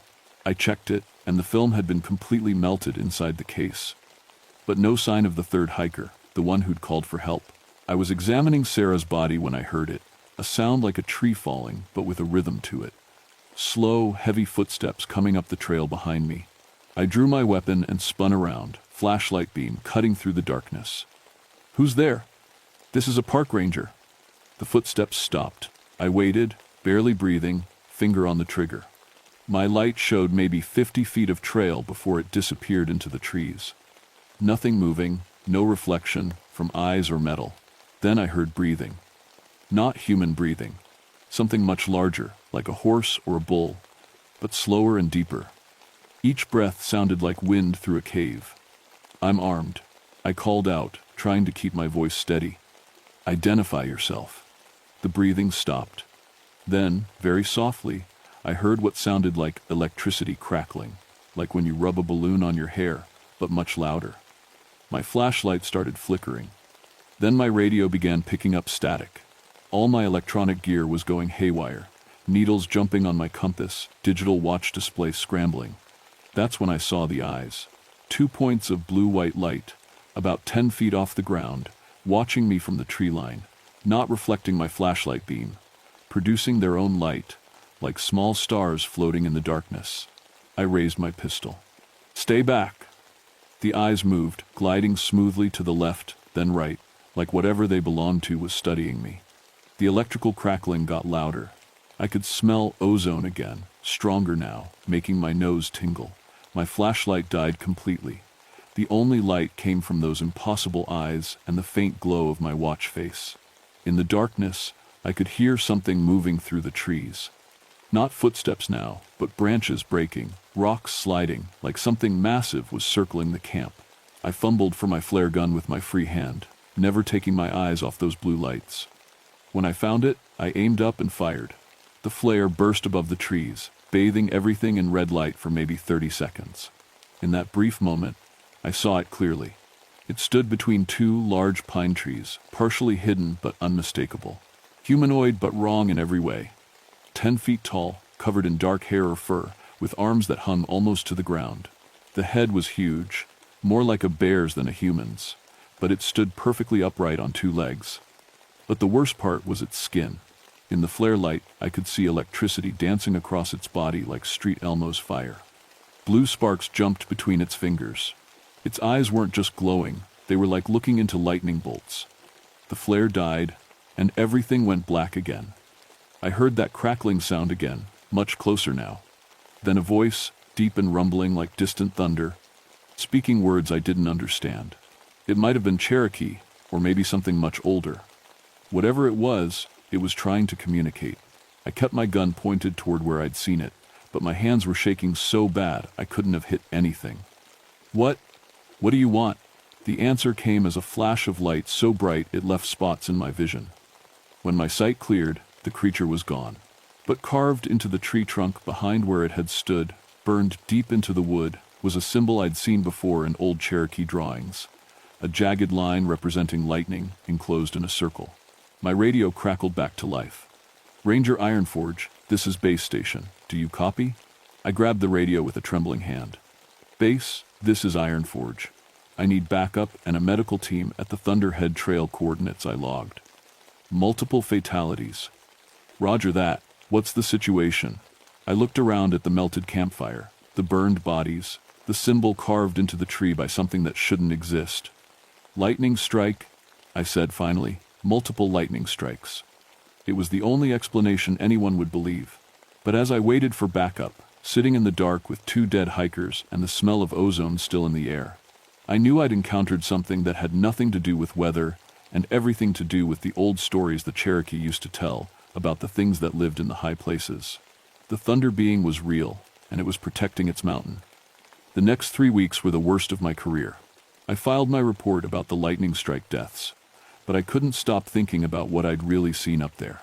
The official investigation blamed the unusual number of electrical burns on the severe storm conditions, and everyone seemed satisfied with that explanation. Everyone except me. I started spending my off-duty hours in the library, reading everything I could find about Cherokee legends and the history of Thunderhead Mountain. What I learned kept me awake at night. The Cherokee called it Agan Unitsi, the lightning dweller. According to their stories, it was a guardian spirit that lived in the high places and commanded the storms. When white settlers first came to the area in the 1800s, they reported strange encounters with a thunder beast that could call down lightning at will. But the most disturbing thing I found was a series of newspaper articles from 1923. A logging company had set up a camp near Thunderhead Summit, planning to clear-cut the old-growth forest. Over the course of 2 months, 13 loggers died in what the papers called freak electrical accidents. Men struck by lightning on clear days, equipment spontaneously catching fire, tools melting in workers' hands for no reason. The logging company finally abandoned the site after the foreman reported seeing a giant devil covered in lightning walking through their camp at night. The area had been left untouched ever since. I was reading those old articles when my radio buzzed. Another emergency call. This time from a professional photographer who'd been taking pictures of storm formations around Thunderhead. Ranger Station, this is Bill Henderson. I'm at the overlook on the north face of Thunderhead, and I need immediate assistance. Something's wrong up here. I grabbed my gear. What kind of assistance, Mr. Henderson? I don't know how to explain this. I came up here to photograph the storm clouds, but there's something in them. Something big. And my equipment keeps malfunctioning every time I try to take a picture. I was already heading for my truck. After what happened to the backpackers, I wasn't taking any chances. Stay where you are. I'm on my way. The drive to the North Face trailhead takes about an hour, and storm clouds were building again as I climbed toward the overlook. Henderson had said he'd be at Eagle Point, a rocky outcrop that gives you a clear view of the entire valley. I found his truck in the parking area, but no sign of Henderson himself. His camera bag was on the front seat, expensive lenses scattered across the dashboard. All the electronic equipment looked fried. LCD screens cracked, metal bodies warped like they'd been heated and cooled rapidly.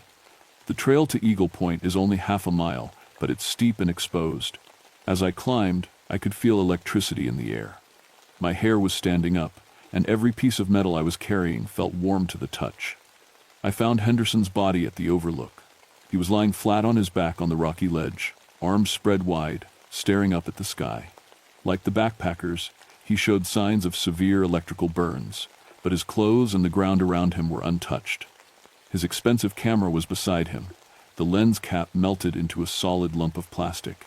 But this time, there was evidence. Henderson had been taking pictures right up until the moment he died. His film was ruined, but the camera's memory card had somehow survived. When I got back to the station and downloaded the images, I found something that made my blood freeze. The last dozen photos showed the storm clouds above Thunderhead, but there was something moving in them. A dark shape, human-like but massive, riding the lightning bolts like they were solid ground. In the final image, taken just seconds before Henderson died, you could clearly see it descending toward the overlook, arms outstretched, electricity streaming from its fingers. I stared at that photo for hours. There was no way to fake something like that, especially not in 1991. But there was also no way to explain it without sounding completely insane. That night, I couldn't sleep. I kept thinking about the Cherokee stories, about the logging camp, about what I'd seen in the forest. This thing, whatever it was, wasn't randomly killing people. It was defending its territory. Around 2 a.m., my phone rang. The voice on the other end was shaky.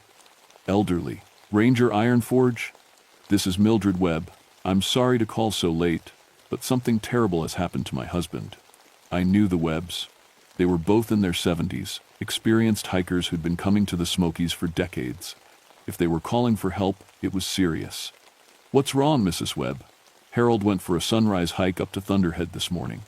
He was supposed to be back by noon, but we just found him. God help us, he's been burned. But there's no fire damage anywhere else. I was already getting dressed. Where are you now? At the emergency room in Gatlinburg. The doctors don't understand what happened. They're saying it looks like he was struck by lightning, but Harold swears there wasn't a cloud in the sky when it happened. I drove to the hospital, but Harold Webb died before I got there. The doctors showed me his injuries, the same precise electrical burns I'd seen on the others, but this time there was a witness. Harold had been conscious when they brought him in. Before he died, he told his wife what happened. He'd been hiking the ridge trail just after sunrise when he saw something that shouldn't exist.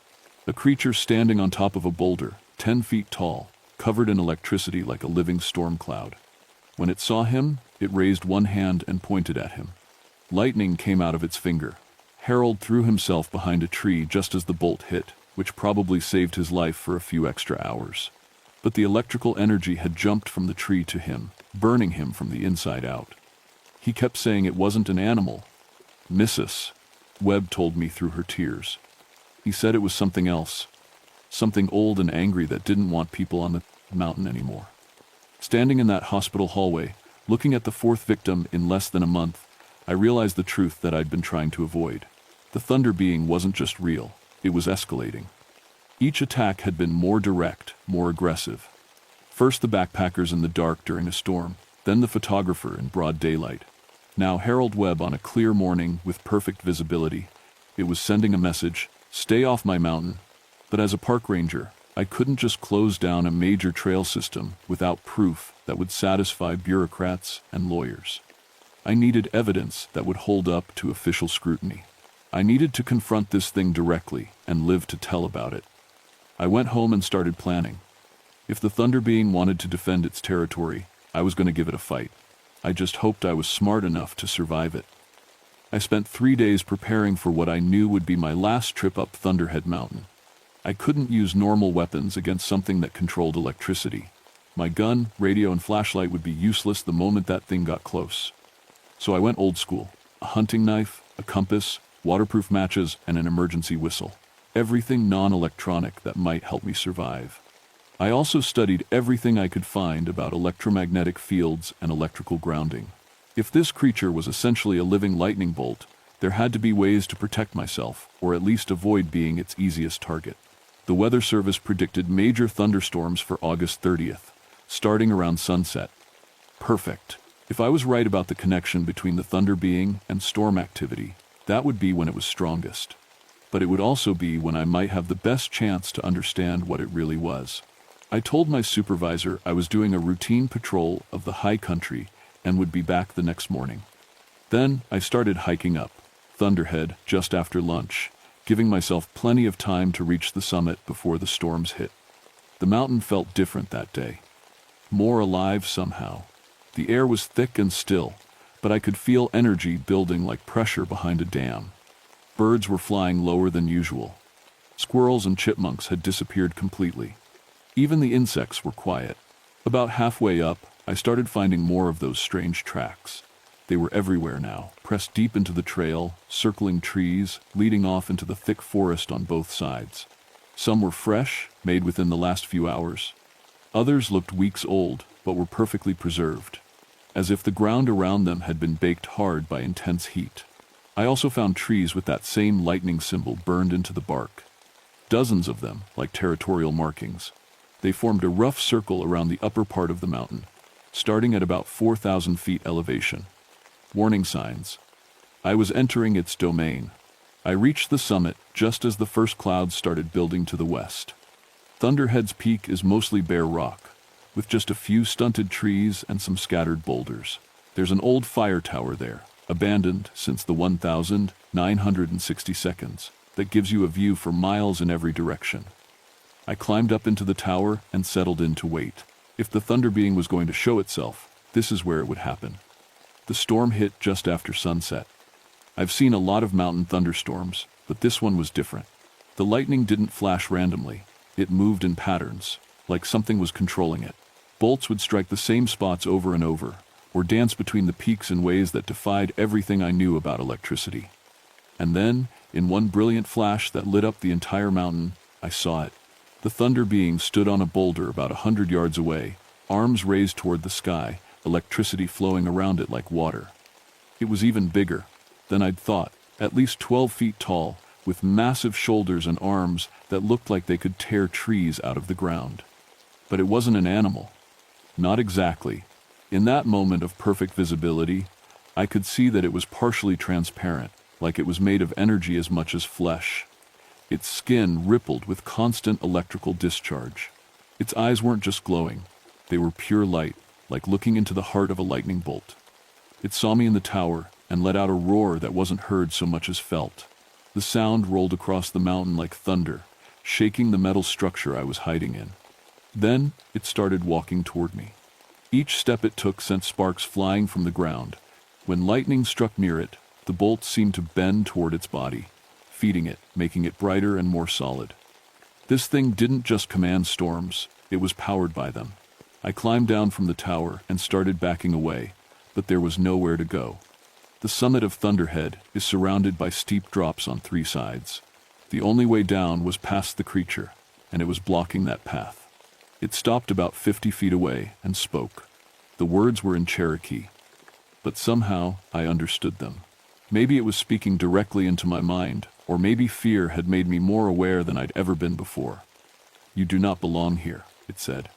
"Your kind brings death to the green places.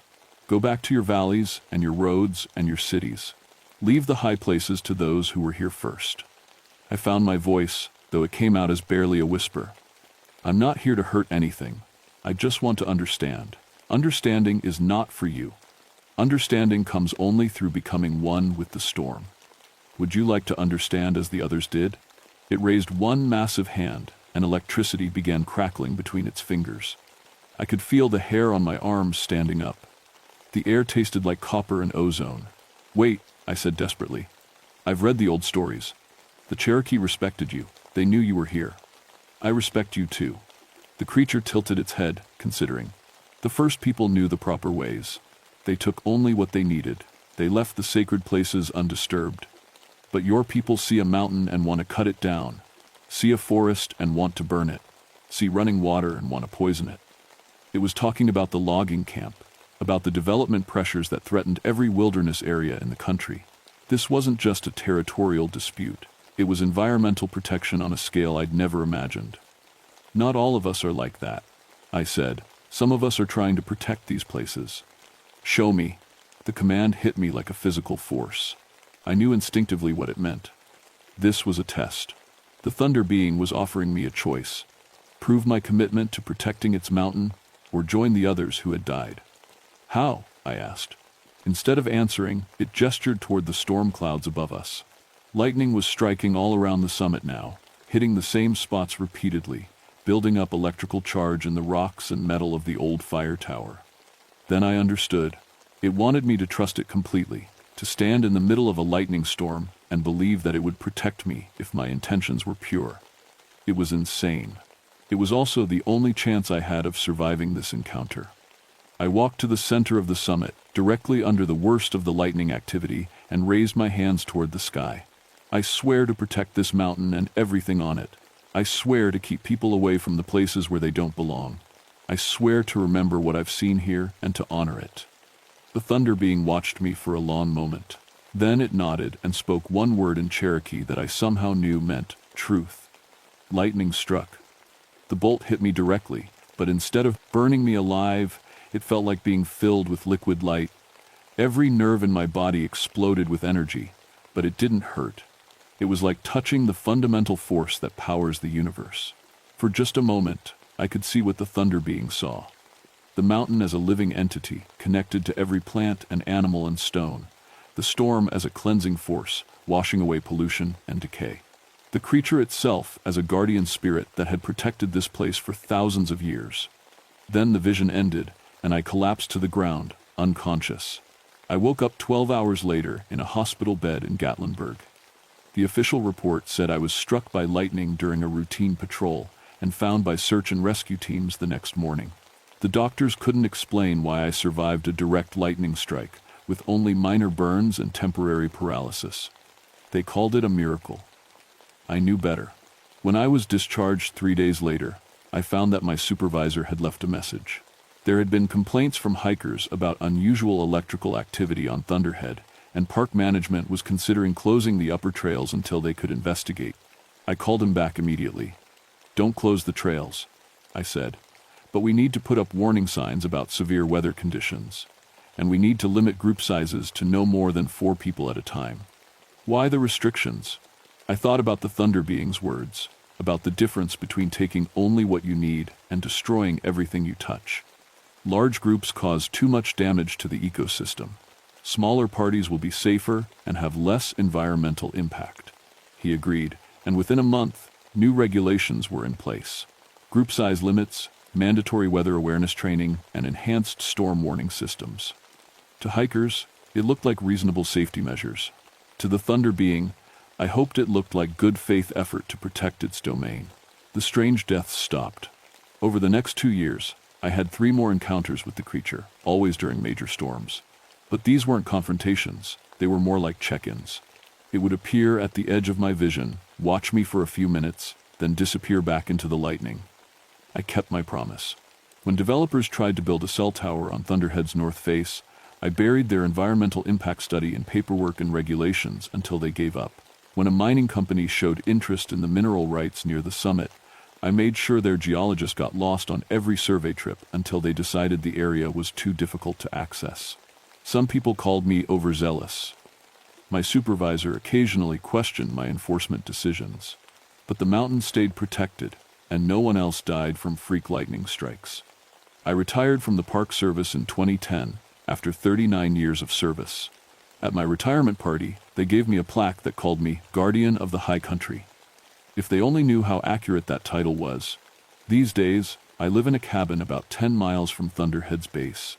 On nights when the storms roll in, I sometimes see flashes of blue light dancing among the clouds above the summit. Local weather forecasters can't explain why Thunderhead generates so much more electrical activity than neighboring peaks. I could tell them, but they wouldn't believe me. New rangers patrol those trails now, younger people who grew up with GPS and satellite phones and scientific explanations for everything. They file reports about unusual animal tracks and strange electromagnetic readings, but they always find logical explanations. That's probably for the best. But sometimes, late at night, when the thunder is rolling across the mountains, I hear that voice again, deep and powerful, speaking words in a language that existed long before English, reminding me of promises made and kept. The thunder being is still up there, still protecting its mountain. The Cherokee knew what they were talking about when they said some places are sacred. Some places are guarded by forces older and more powerful than anything we can understand. I kept my word for 23 years. The mountain stayed safe, the storms kept coming, and the guardian spirit continued its ancient vigil. Next week, my grandson starts his first job as a seasonal ranger in the Great Smoky Mountains. I've been teaching him about wilderness safety, proper trail etiquette, and respect for the natural world. But most importantly, I've been teaching him about the old stories and the things that live in the high places. He thinks they're just interesting folklore. For now, that's enough. But if he ever finds himself on Thunderhead Mountain during a thunderstorm, if he ever sees blue lights dancing in the clouds or hears voices speaking in the thunder, he'll remember what his grandfather told him about respecting the things he doesn't understand. And maybe, if he's very lucky and very wise, the thunder being will recognize in him the same spirit of protection that it saw in me. Some mountains choose their own guardians. Some guardians are human, some are not. And some promises, once made to the storm itself, last forever.